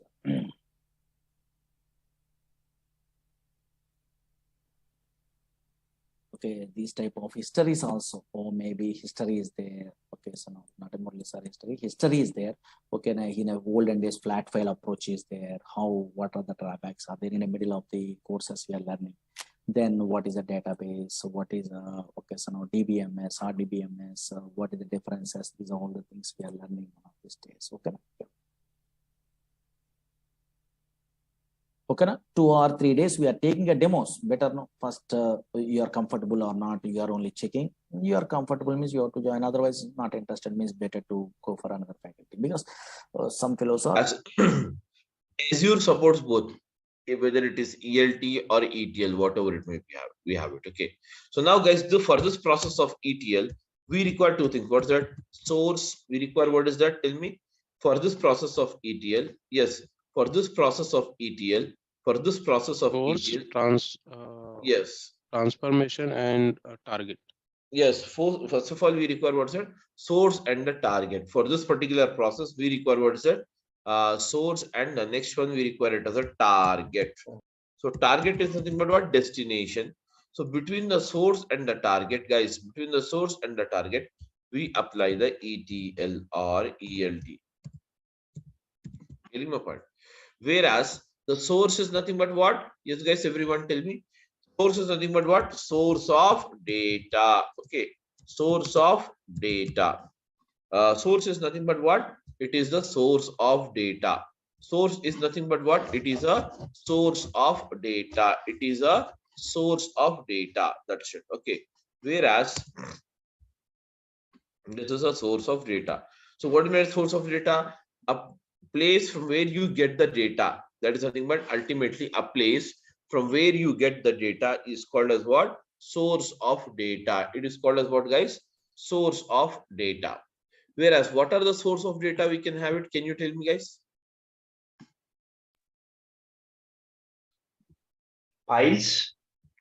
Yes, exactly. Flat Yes. file, text file, video. Yes. So files, and then you can have what is that? Databases. Databases. Yes. Live streaming data. Very good. Live streaming data.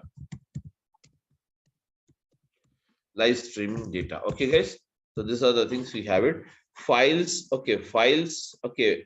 We have also files, databases, and live streaming data.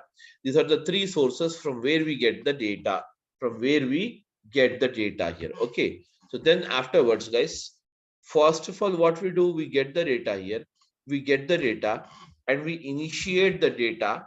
So by using the process called what? ETL. And once you start the ETL, before this, you need to do is, first of all, these files or these databases data or live streaming data need to be stored in here in what? Azure storages. And from the Azure storages, the same is picked up by ADF. That is nothing but called as what? Azure Data Factory. Okay, it is picked up by what? Azure Data Factory.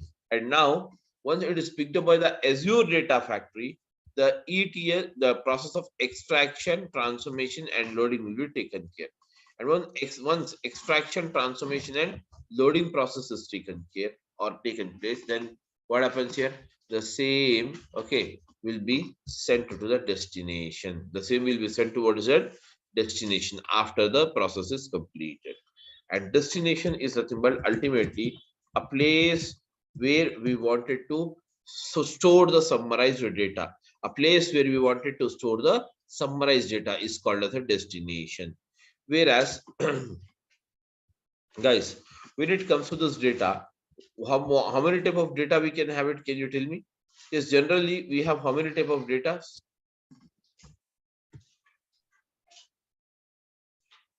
Three types of data. Okay, guys. So generally we have what's it? Three types of data. Okay, data type. So basically we have three type of data. Okay, data is nothing but we have three types. What is that? The first one is called as what? Structured data. Yeah.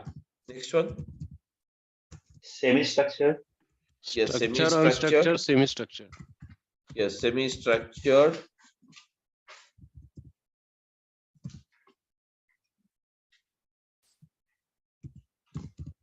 Semi-structured, structured, semi-structured, and the third one is what? Unstructured.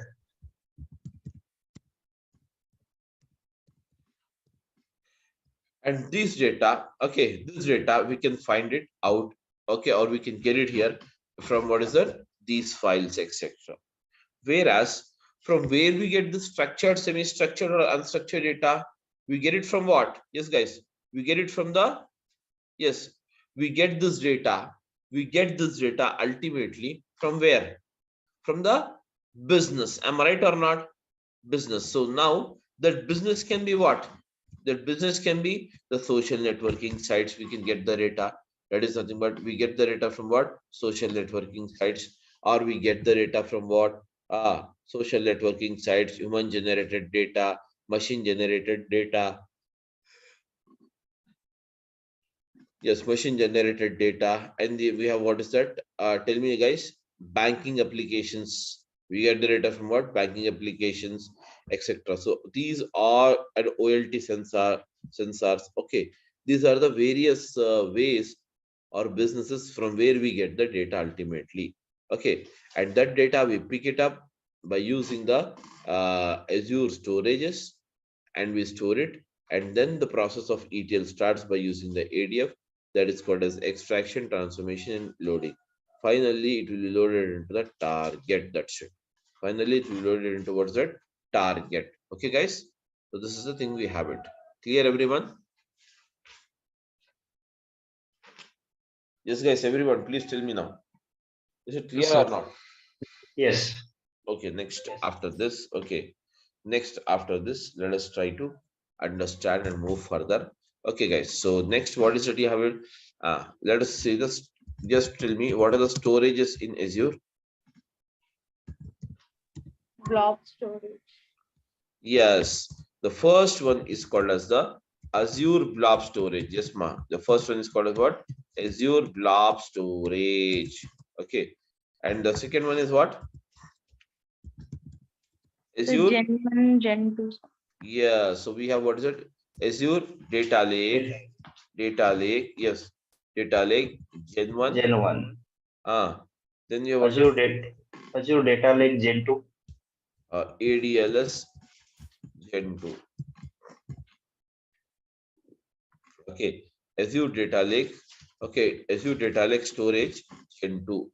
Azure Data Lake Storage Gen 2 or Gen 1, whatever we say here. Okay, that's it. So now then, apart from this, what is it we can have? We can have Azure. Yes, ma'am. Azure Cosmos. Cosmos DB. Cosmos DB. So basically, this Cosmos DB is called as what?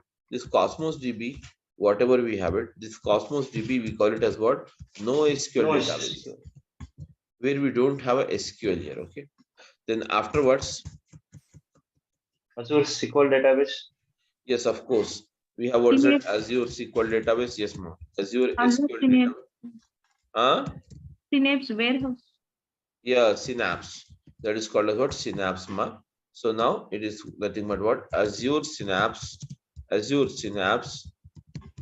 Analytics. Azure Synapse Analytics. Okay. So likewise, okay, we can also have many more. That is nothing but I'm saying it here. Azure Elastic Pool.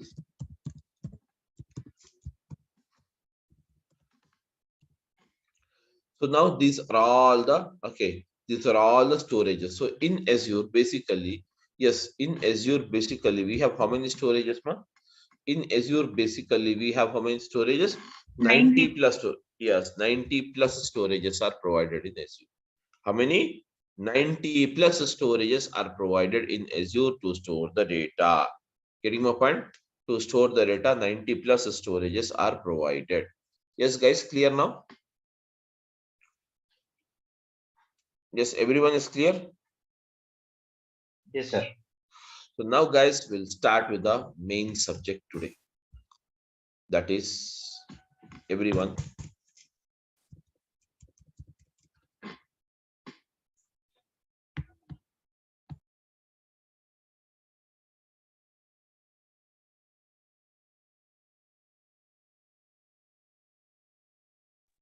Okay, guys, so let us start with this main subject here. So the first one, what we now here we go ahead with components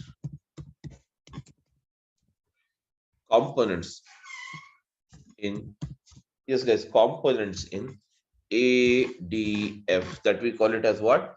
Components in ADF. So that is called as what? The components in ADF. So here the following are the components are required in ADF. Okay.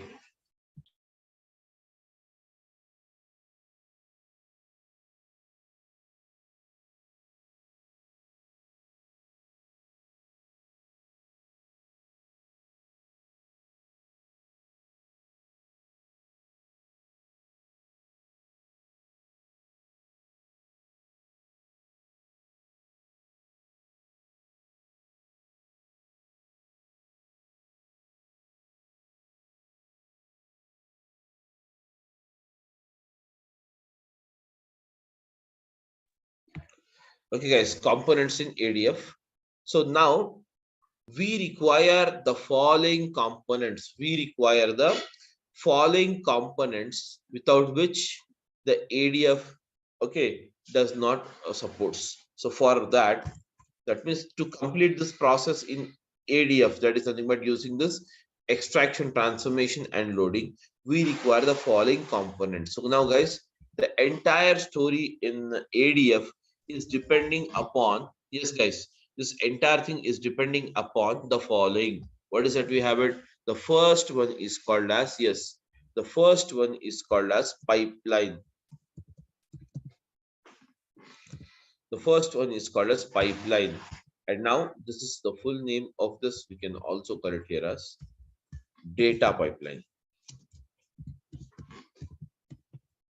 That's it. Now next one.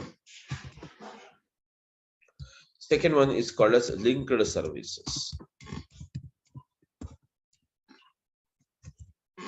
And the third one, guys, first one is called as what? Pipeline. Second one is called as linked service. And third one is called as a data sets.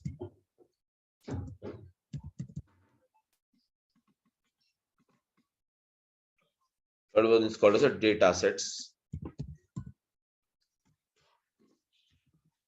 And the fourth one is, guys, pipeline, linked service, and data sets. And the next one we have it as what? Okay. Activities.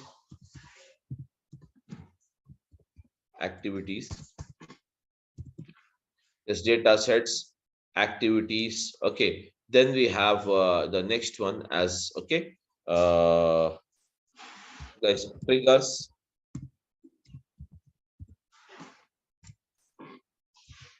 Yes, mapping,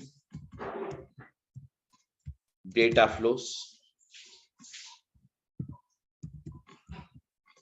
mapping data flows. Okay. So, and the seventh one we have it as integration, runtime.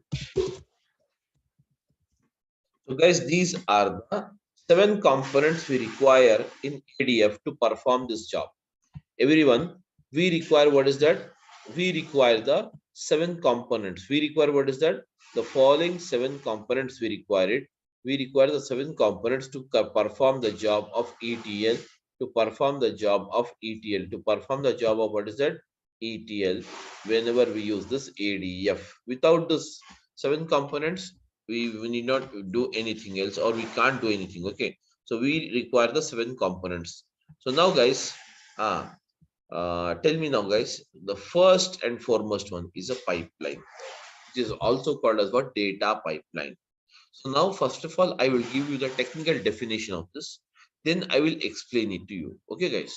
So pipeline is nothing but it is also called as a data pipeline. Pipeline is nothing but called as what? Tell me now. The pipeline is called as what? Data pipeline, which is responsible for orchestrating the data from the source to the target. Okay. So pipeline is nothing but, tell me now, pipeline is nothing but it is, okay, pipeline is nothing but it is used to, yes guys, it is used to carry the data from the source to the target. It is used to carry the data from the source to the target. So hence we call it as a pipeline. Now guys, I'll take an example now. Everyone just concentrate here. Okay. Now guys, we all stay in some apartments or individual houses, etc., etc. And we are habituated of having a running water. Am I right, everyone? We're habituated of having a running water in taps. In the wash areas, we have a tap, and in the tap, we are habituated of getting the running water. Can everyone tell me, or can anyone tell me, from where do we get that water? Getting my question, everyone, or not? Water tank. Exactly, that is nothing but water tank. Exactly, it is called as what? Water tank. So now, from the water tank, overhead water tank, you are getting the water in your tap. Am I right or not? And tap is located in your wash area. So now we are getting the water into the tap only as because the overhead tank and tap is connected. How the overhead tank and tap is connected? Can you tell me now? Pipeline. Exactly, by using a pipeline. So we can say that a pipeline is a source which provides the water. Pipeline is a source which provides the water from the overhead tank to the tap. Am I right or not? Yes. Yes. So whereas we can say pipe is a source. Pipe is a source. Okay. Pipe is a source. Okay. Pipe is a source, basically. Pipe is a source. Okay. So pipe is a source where the pipe is a source of providing the water. So here the same thing here. Okay, what is it? We have it in the ADF. The pipeline carries the data from the source to the target. From the source to the target. What is a source? A source where you get the data and we pick it up and we perform the process of ETL. Ultimately, we load the data. Ultimately, we load the data into what is that? Yeah, we load the data into what is that? Destination. So whereas, can you see here? In this given example, here you have it. Can you see here? Source. Here you will have the pipeline will start.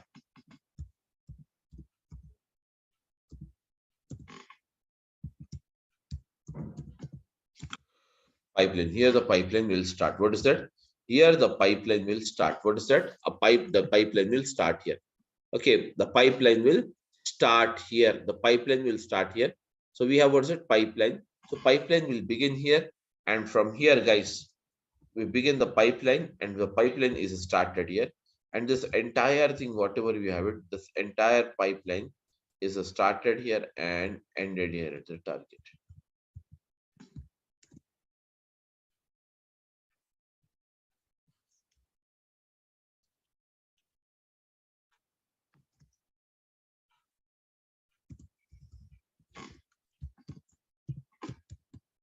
And now can you see here, the pipeline is beginning here and ending. So in between this pipeline, we have what is that? Storages is there. Then we use the ADF, and then we perform the extraction, transformation, and loading.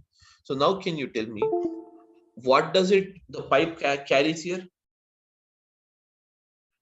Data. Exactly. So hence we call it as what? Data pipeline. Hence we call it as what? Data pipeline. So we can say that I'm giving you the technical definition. I'm giving you the technical definition. Pipeline is nothing but basically it orchestrates the data from the source to the target. That means data movement. That is called as what? Data movement. So the data movement will be taken care by the pipeline. The data movement will be taken care by what is that? Pipeline, everyone. Okay, guys. Then we have what is that? Linked service. Now, guys, tell me linked service. So now, guys, as we know, let's go back to our example. As we know that we get the water into our tap from overhead tank, and we are able to get this water because of the pipeline connected. Am I right or not, everyone? Now the pipe is directly connected to the tap, or some some more fitting is required before the pipe connects to the tap. Joints are required, sir. Very good. So we require some joining point. That is called as, we say, some coupling. We affix it with the threads, because the tap will also have thread, and we will tie up that thread with that coupling, and that coupling with the ultimately pipe. So we can say it is a type of linking or not. Yes, guys. Yes. In the same way here also, linked services. So now, guys, can you see here? Suppose here you have, all of you, just a minute. Suppose you have a database, and this database is, let us say, Oracle DB. What is that you have it? Oracle DB. Oracle DB is here. And now once Oracle DB is there, so now, guys, so we don't have any relationship between the Oracle DB and our pipeline in ADF. Am I right or not? Do we have, these are two different products. So now to create this relationship between the Oracle DB and my pipeline and my data pipeline, we require a service here. That is called as what? Linked service. That we require a service called what, guys? Tell me now.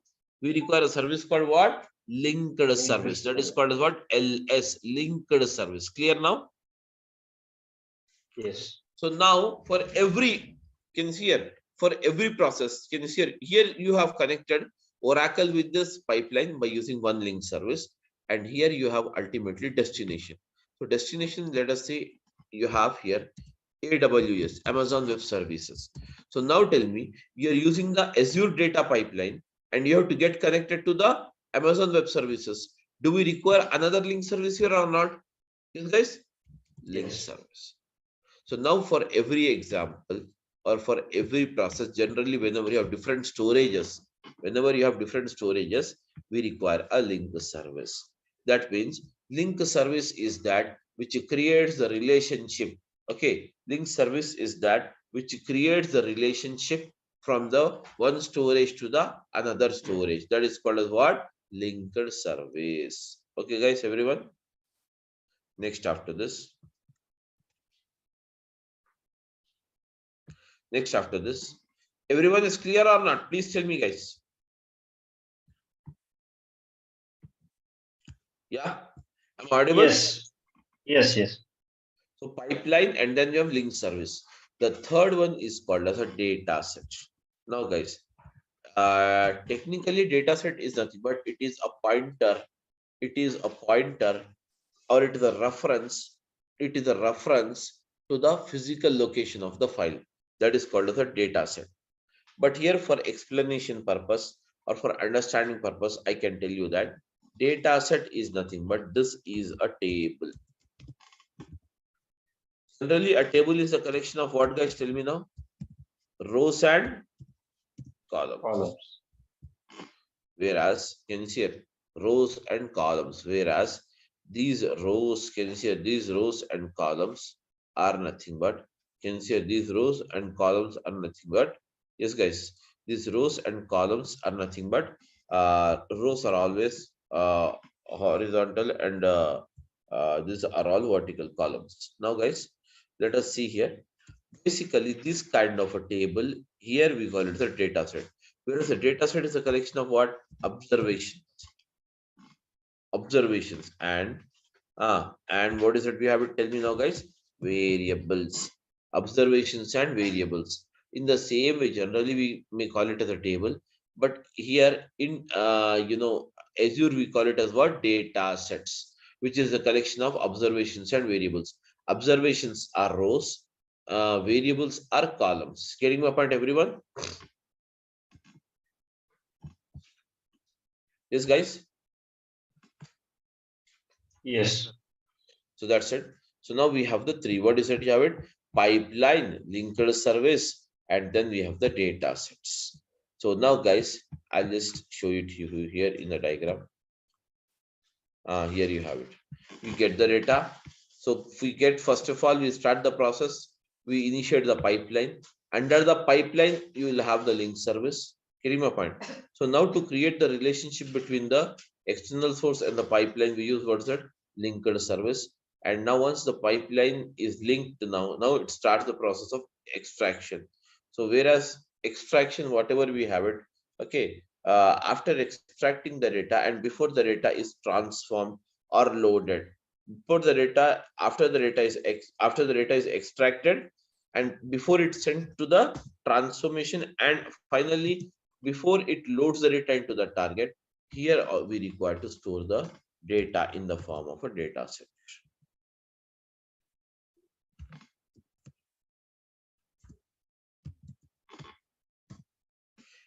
Okay, now again, after the loading, we require one more data set. That means what? This data set is called as a source data set. This data set is called as what? Target data set ultimately. Okay. Source data. How I am creating a what? This table means some syntaxes are there. Don't worry. SQL language is there. Same like today, I'm creating a one table, for example. Don't write it. Create table in a table A, B, C, X, Y, Z. Otherwise, today is a table name. For example, okay, sir. Today is a table name I'm giving. Anything? Okay, fine. Okay, some syntax I know. That's why I'm creating a what table. Slowly observe it here. Yes, concentrate here. Or maybe this table also there. Or now here anything also. Suppose Z is a table is there. Observe it here. Z is a table is there. For example, I am creating. Okay, fine. For example, this table is created. Slowly observe here. Z is a name I'm giving. In a name. Okay, fine.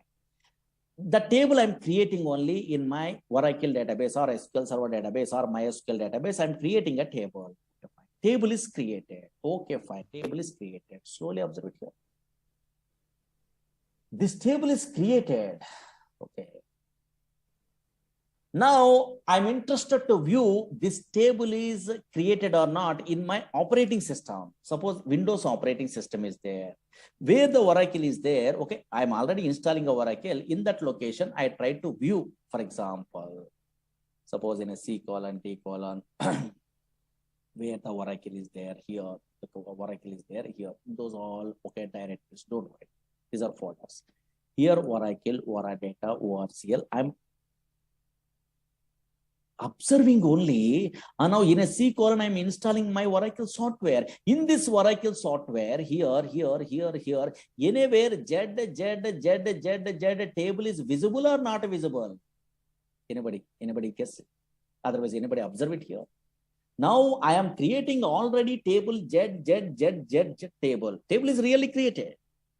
Now, where the Oracle is there in my operating system, in a C drive only, in my class only, here in this system, yes, within a C drive only, yes, this Oracle is available. Now, in that location, I try to observe where the table is available. I'm observing only. Really created, okay, in our disk only. But I try to observe the where the table is available. I'm observing only in this location. But unfortunately, here, Z is a table I'm giving only. That table is visible in operating system or not visible? Very good. Not visible. You are observing or not? This is not visible. That's why a structure which is not visible in operating system, OS, in operating system, that is called a logical structure. Very, very important. Tables are not visible in a C drive, D drive like that. Views does not visible in a C drive, D drive, E drive like this. In a indexes, in a functions, in a procedure, not visible. That is visible in a database, okay, I'm agree. But unfortunately, that is not visible in operating system. That's why now what is a logical structure means, don't write it, a structure, now here a structure, which is not, what structure means? Database structure, don't worry. A structure which is not visible, in operating system, in OS, in operating system is called logical structure, logical structure of the database. That's why you are creating a table also, that is we are unable to view in a C drive, D drive like that only. But where it is visible, yes, in a database. This is a database only, don't worry. In this database only, it is visible. Okay, so now those tables are visible in a database. Okay, that is not visible in your now here C drive, D drive like that only. That's why a structure which is not visible in operating system is called logical structure. But in this logical structure only, developers are working. Suppose I'm a PLSQL developer, you're a SQL developer, Java developers, .NET developers, Python developers, ETL developers. These all persons are working in a logical structure. That logical structure contains tables are there in a Oracle or SQL Server also tables are there. MySQL also tables are there. Views are there. Yes, here synonyms are there. Indexes are there. These are all the database objects. So many things are there. Procedures are there. Functions are there. Triggers are there. Packages are there. So many things only. These are all logical related, logical structure. That is not visible in aware. Whatever courses we are learning in aware, so many objects that is not being in aware in operating system. Now observe it here. What is physical structure? Don't write it. Now check it out. Just roughly observe it here. Physical structure is there. Physical structure. Now just idea purpose only. What is a physical structure means? Now this is opposite only. A structure which is visible in operating system. So now here, don't write it. Observe it here. A structure which is now here, which is visible in operating system, which is visible in OS operating system is called yes here physical structure is called physical structure. What is this one? Who are the persons are working in aware in this physical structure means? Observe it here. It's a big concepts. Just okay, definition side I'm telling only, because what is database today I'm telling only which definitions is correct I will tell you. Now check it out. A structure which is visible in operating system is called physical structure. Suppose I am installing, you are installing in a software also, some physical files are created in a disk. Suppose your PowerPoint, MS Access, MS Word, anything we are loading also, physical files are created. Same like in our software, Oracle is a relational database software. MySQL, SQL Server, we are installing, for example.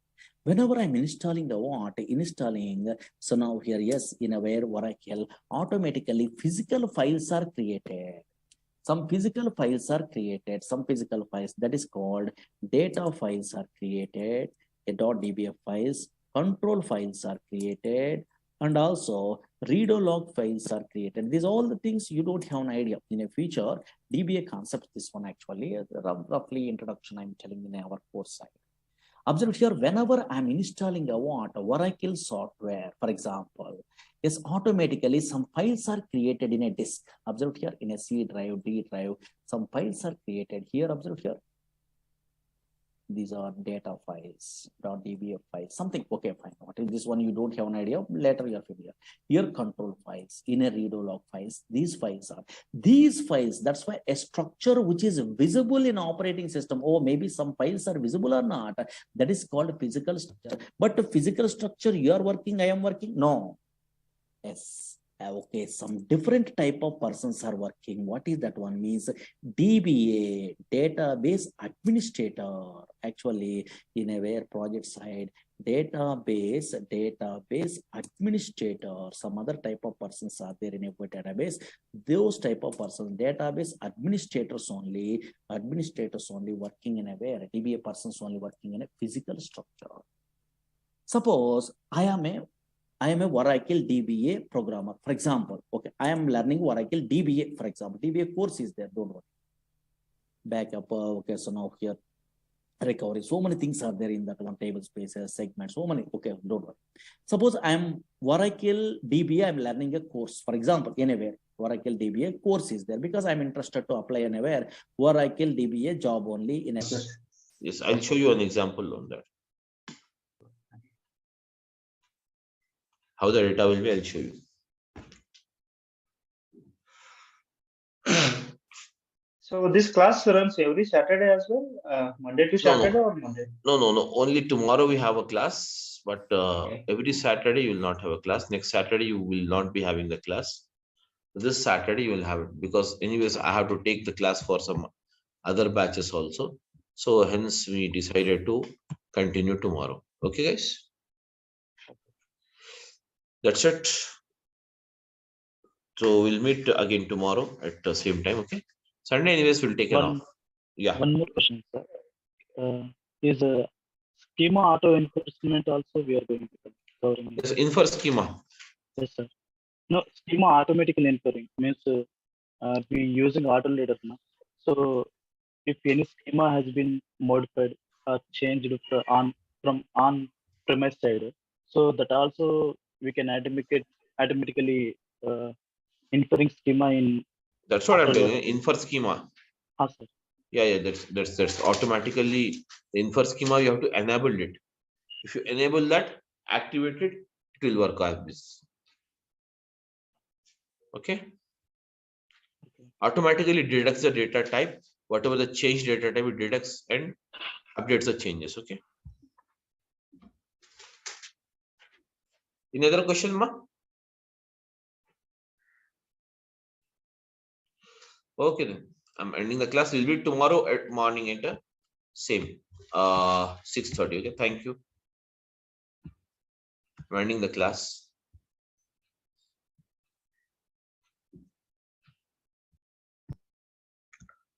Okay, good morning, everyone.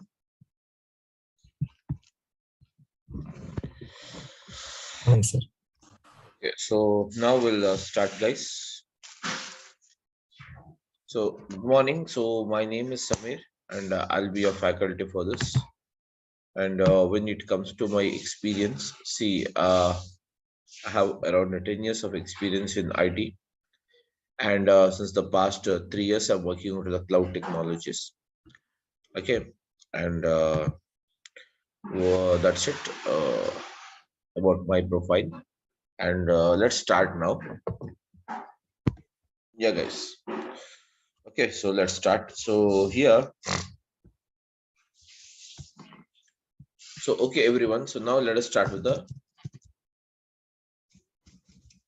Now, guys, let us see first of all, what is Azure data engineering?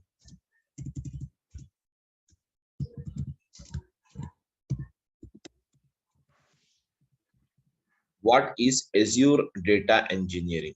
Okay. So guys, what is Azure data engineering? Okay.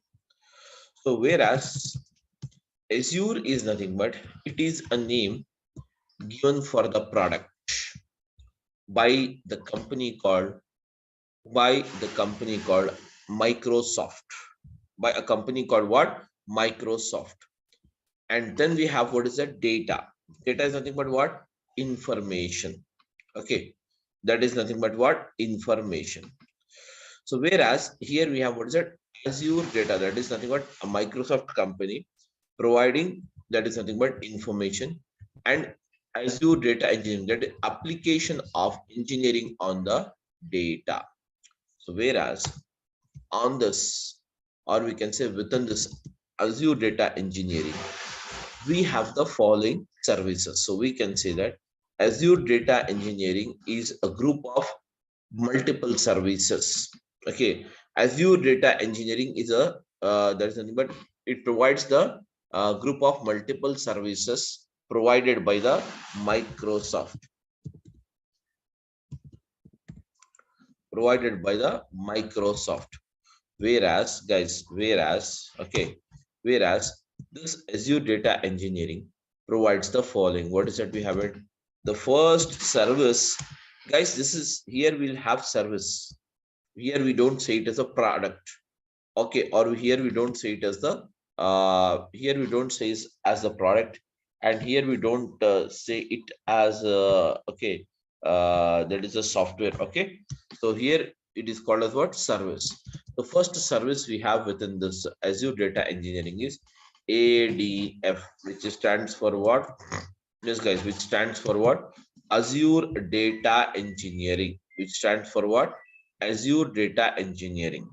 Whereas apart from this ADF, we also have what is that?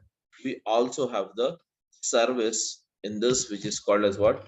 ADB, which stands for Azure Databricks. And apart from this Azure Databricks, we also have the service called, okay, that is Azure Synapse. Azure Synapse. Whereas, okay, I'll explain one after the other, don't worry. So Azure Synapse, and apart from this, we have many more services. Okay, some of the highlighted services I will tell you. Okay, Azure Synapse. Then we have what is that?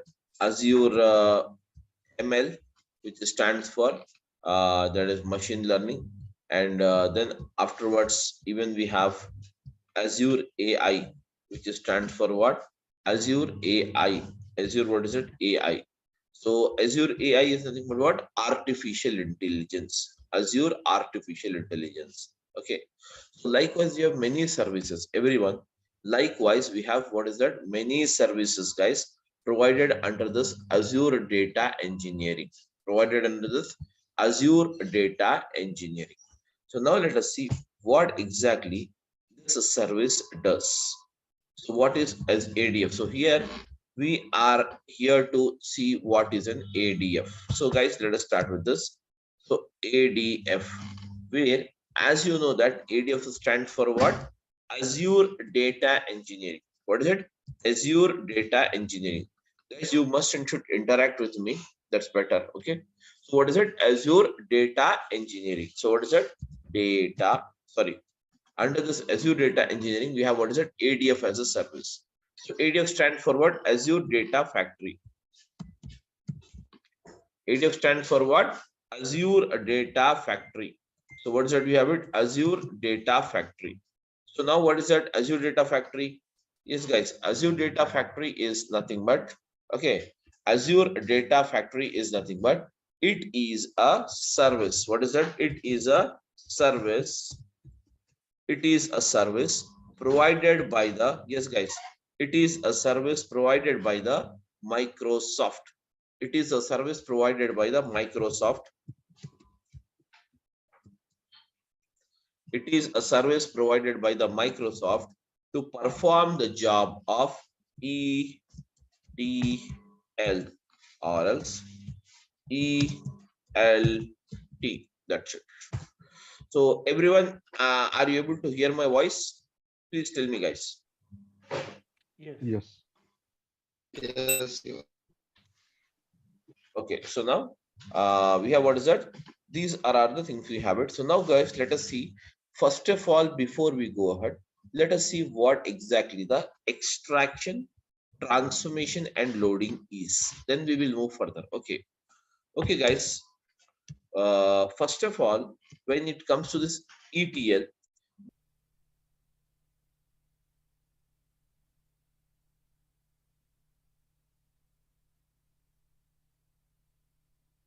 Okay, na?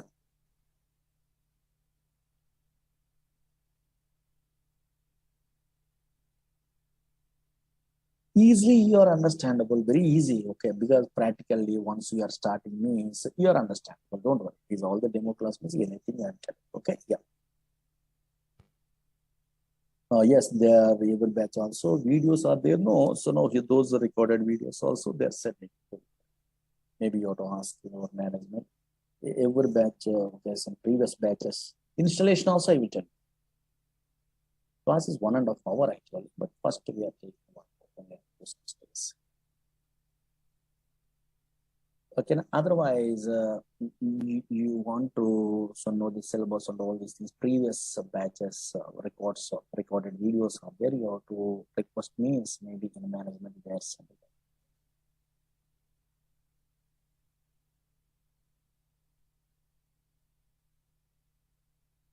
Data science for person's purpose, little bit of knowledge is enough. Okay, yeah. Different type of persons, different knowledge is required in SQL.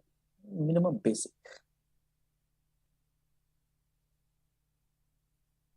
Okay, yeah. But tomorrow there is no class. First time, no? Yes, Saturday there is no class. Monday will continue.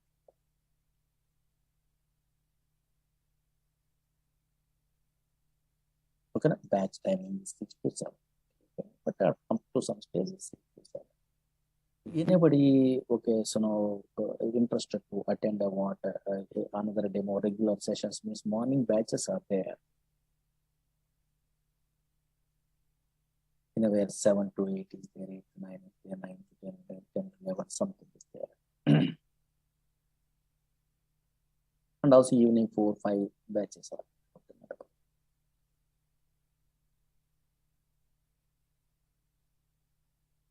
DevOps engineer side, more knowledge is not required. Basic SQL is enough. More things they are not using more basic. Full stack developers and DevOps, these persons are basic knowledge. Up to some queries, I'm telling only something. Then you are attending up to that one. Then you recorded videos, you are listening also enough. ETL developers means always subqueries, joins, material reviews, indexes, partitions, some concepts are required. OLAP features, rank, dense rank, this type of analytical functions, lag and lead analytical functions, some analytical functions only, some knowledge is required. And the PLS to store procedure. Just before 10 a.m., 3 batches are there. Because already some syllabus is going on. Developers also minimum basic.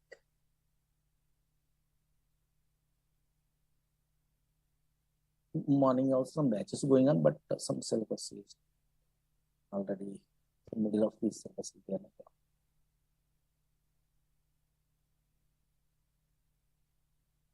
Okay, na? Yes.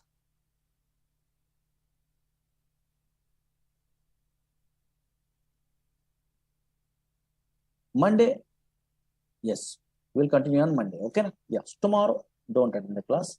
Monday will continue. Okay. First time, yeah, not a problem. Because these are demos. Monday will continue. Thank you. Monday will continue. Tomorrow there is no class. Monday will continue. Recorded videos, those are all the things you have to ask management only. They are sent.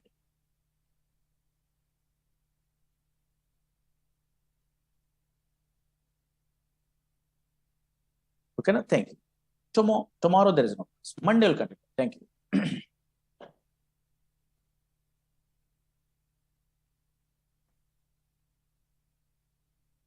Management means maybe some numbers they're giving. I think otherwise in a net only those details are there to call to those persons. They are only sending in every batch. These are all the previous videos.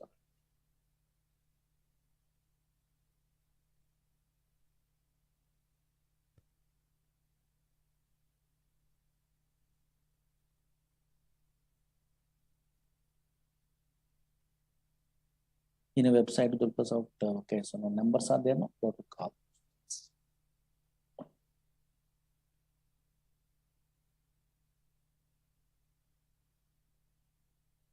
Okay, now this is very easy. Database software learning, nothing. Nowadays, you are a latest programmer, means this is nothing, really. Compared to Java, .NET, Python, this is very easy.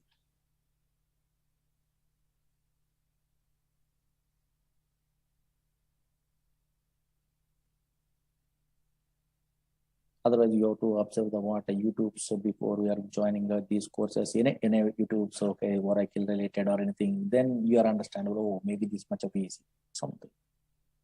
Then practically means nothing is there. Okay, na? Monday will continue. Thank you.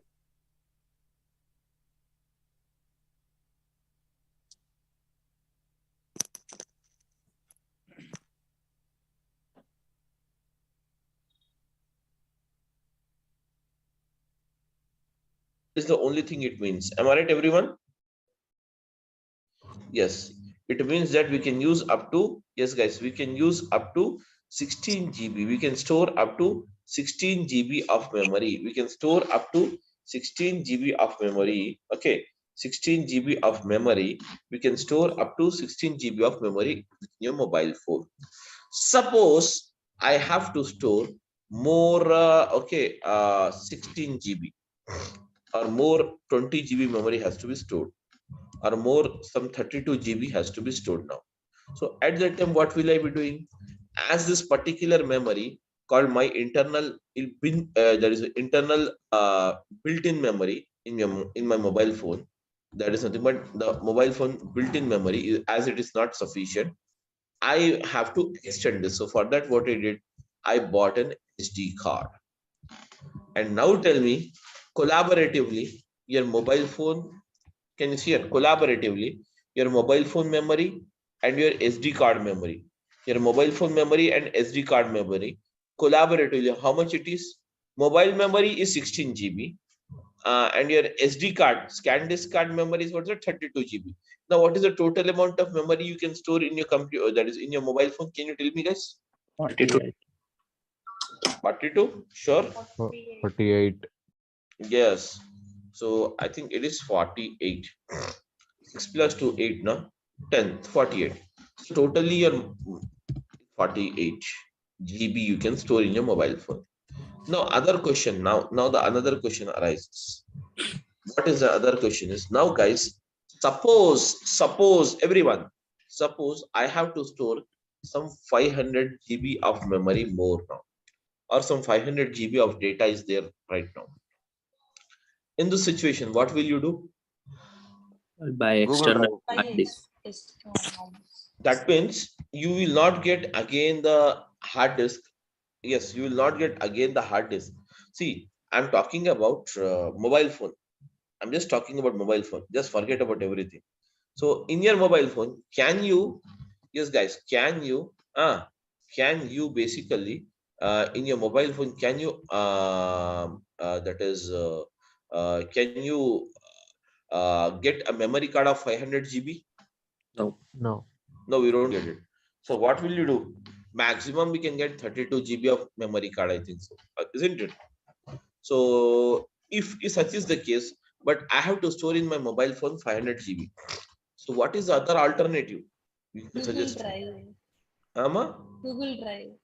Yes, the another is nothing but Google Drive. So I'm just going and storing the data in the Google Drive.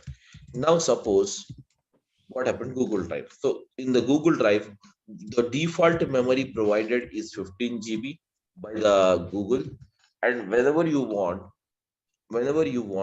500 GB data to be stored on your Google Drive, we have to buy the drive. Am I right, everyone?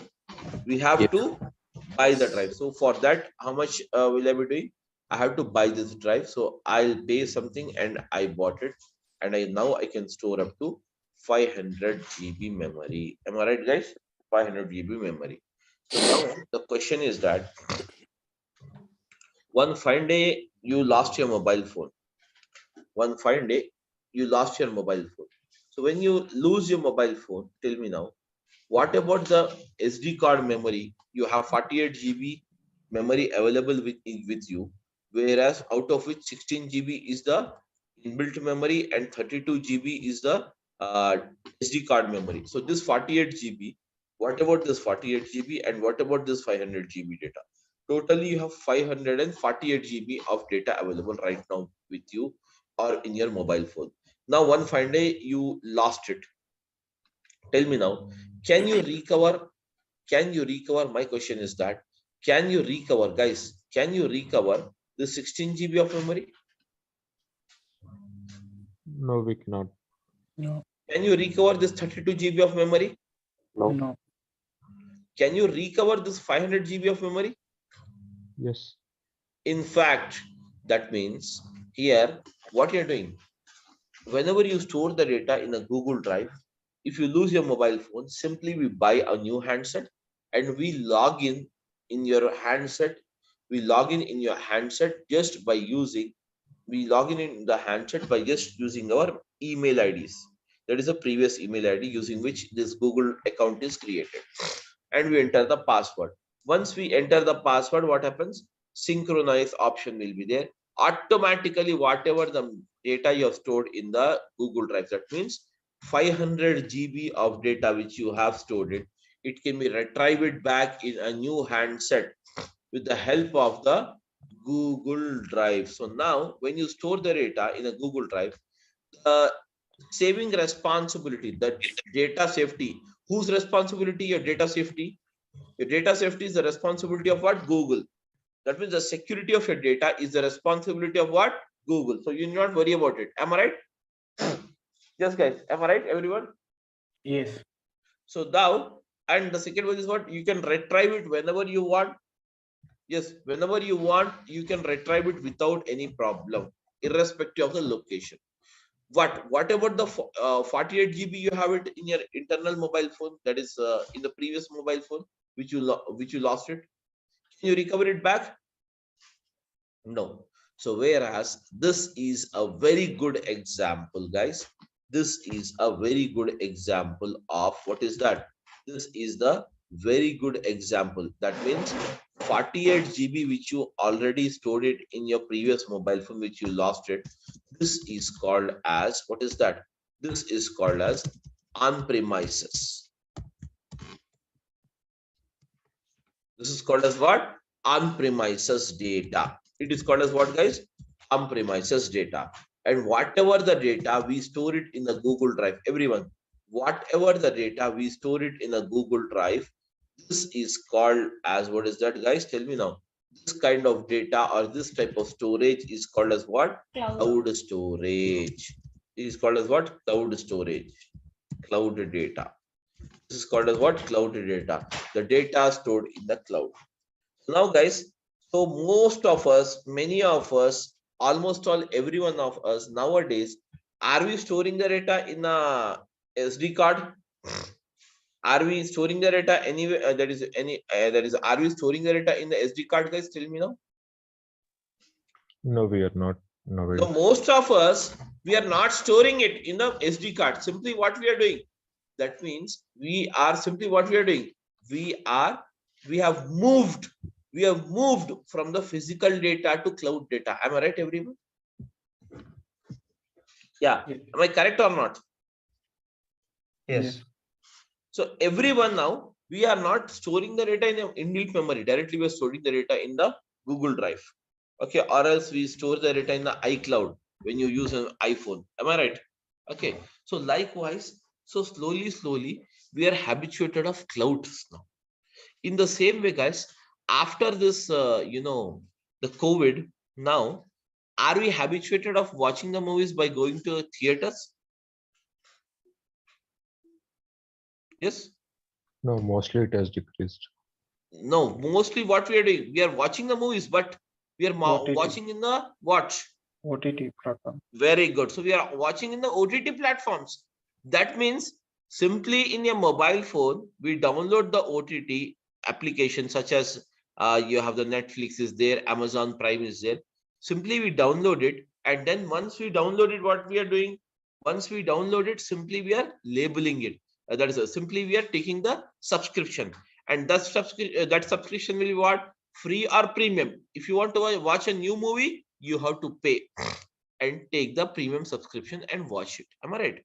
So now slowly what we are doing, our life is being moved from on-premises to cloud only.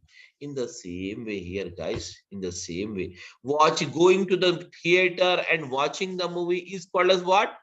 On-premises. Watching the movie on the OTT platform at your doorstep comfort is called as what? Cloud. So there it itself, we are moving it for entertainment purpose also. We have moved to the cloud. That is the cloud technology. In the same way, the whole globe is now migrating from cloud, that is from the on-premises to the cloud environment. On-premises to what is that? Cloud environment. On-premises to what is that? Cloud environment. Okay. Basically, for your understanding, what I can tell you is, guys, cloud is nothing but basically cloud is the Google Drive. You have it. And now on-premises is nothing but your mobile phone. That is physical, which you can see or which you can touch everything. Getting my point? Whereas, what about the Google? Where the Google stores the data? It's taking the data from you. It's providing you the storing. It provides you the 500 GB storage. But where does the Google stores the data? The Google stores the data. Yes, the Google stores the data. The Google stores the data in what is that? Data centers. They have some data centers. They have some what? Data centers. So now, guys, when it comes to the practical application, in the IT industry, almost all the business entities are moving from on-premises to cloud now. Almost all the that is nothing but companies are moving from on-premises to what is it? Cloud now. Now, guys, Google Drive is provided by whom? Google. Obviously by the Google. Google Drive is provided by the Google. Am I right? So we can say that the service provider is Google or not? Yes. So now we can say that here the following are the cloud, or the following are the providers who are called as a service providers available in the market, who are offering the Google Drive service. That is nothing but who is offering the cloud service. And whereas who are them? The first one is, what is that? We have the Azure. Okay, what is that? Azure. So Azure is from what? Azure is from the Microsoft. Azure is from what is that? Microsoft. Azure is from what is that? Microsoft. Azure is from the Microsoft. Azure is the first cloud provider. And then apart from this, we have another one that is called as what? AWS, which stands for what? Yes, AWS stands for what? Amazon Web service. Yes, Amazon Web Service. Amazon Web Service. Then the third one, what is that? You have it? GCP. Yeah, we have the Google. Google is providing, or we can say GCP.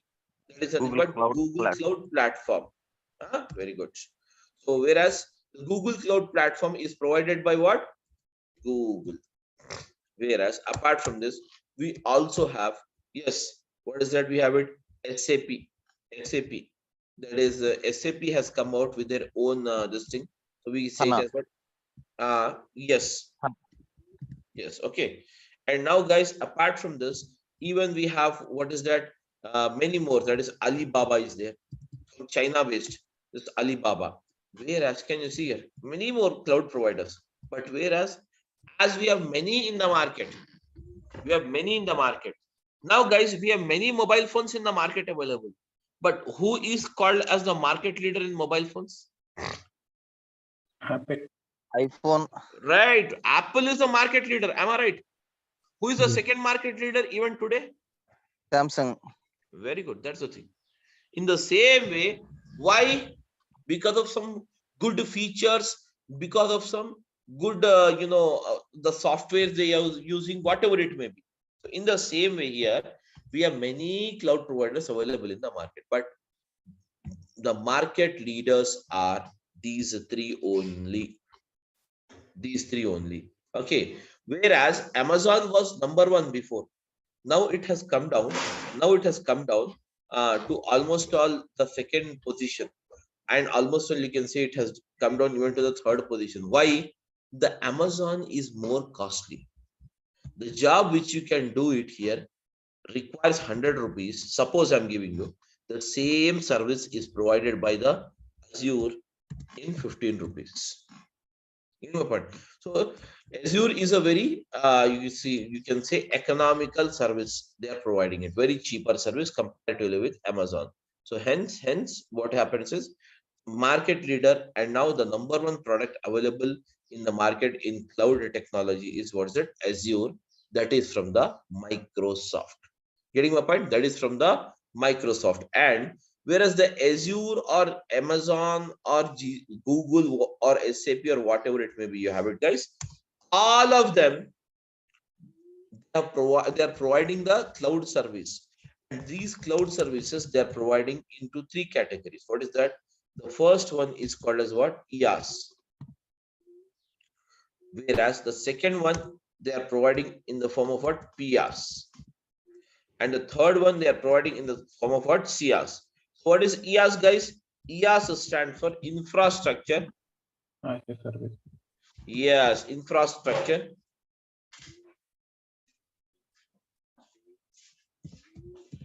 Infrastructure as a service. Infrastructure as a service. And now, guys, what do you mean by PaaS? Platform as a service. Yes, platform as a service. And then we have, what is that? Third one, SaaS. See, this stands for what? Software as a service. Yes, software. Yes, software as a service. That means, can you see here? They have provided their services in three different categories. In what is it? Three different categories. Suppose, for example, what is this infrastructure as a service? Let us try to understand this. What is an infrastructure as a service? When you talk about the infrastructure as a service, guys, suppose, okay, you have a very large amount of data to be processed, very massive amount of data. Does the Windows operating system supports for every data processing? So operating system, you know everyone. Yes, guys. Yes. So when you know that is operating system, can that Windows operating system supports for every amount of data or not? No. Whenever you have a very massive, large amount of data, Windows operating system is not supported most of the times. Am I right? So at that time, you need to change the operating system from Windows to you can say mainframes. Suppose mainframes. Mainframes is from what? IBM. Mainframes is from what is that, guys? IBM. So whereas whenever you want to change the operating system, this operating system and all this is provided in the form of a service called what? Infrastructure as a service. What is that? Infrastructure as a service. Sorry, platform as a service. It is provided in the form of what? Platform as a service. Suppose, guys, suppose you require to change an operating system. So right now I'm using the Windows operating system and I am working into some banking industry. Banking industry is considered as what is that? An industry which provides a very massive amount of data.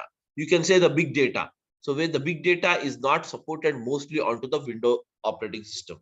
So for that, we need to change the operating system from Windows to what is it? Mainframes. Or products contains the three components, but first component is what? Collection of objects. Objects means, yes, your table,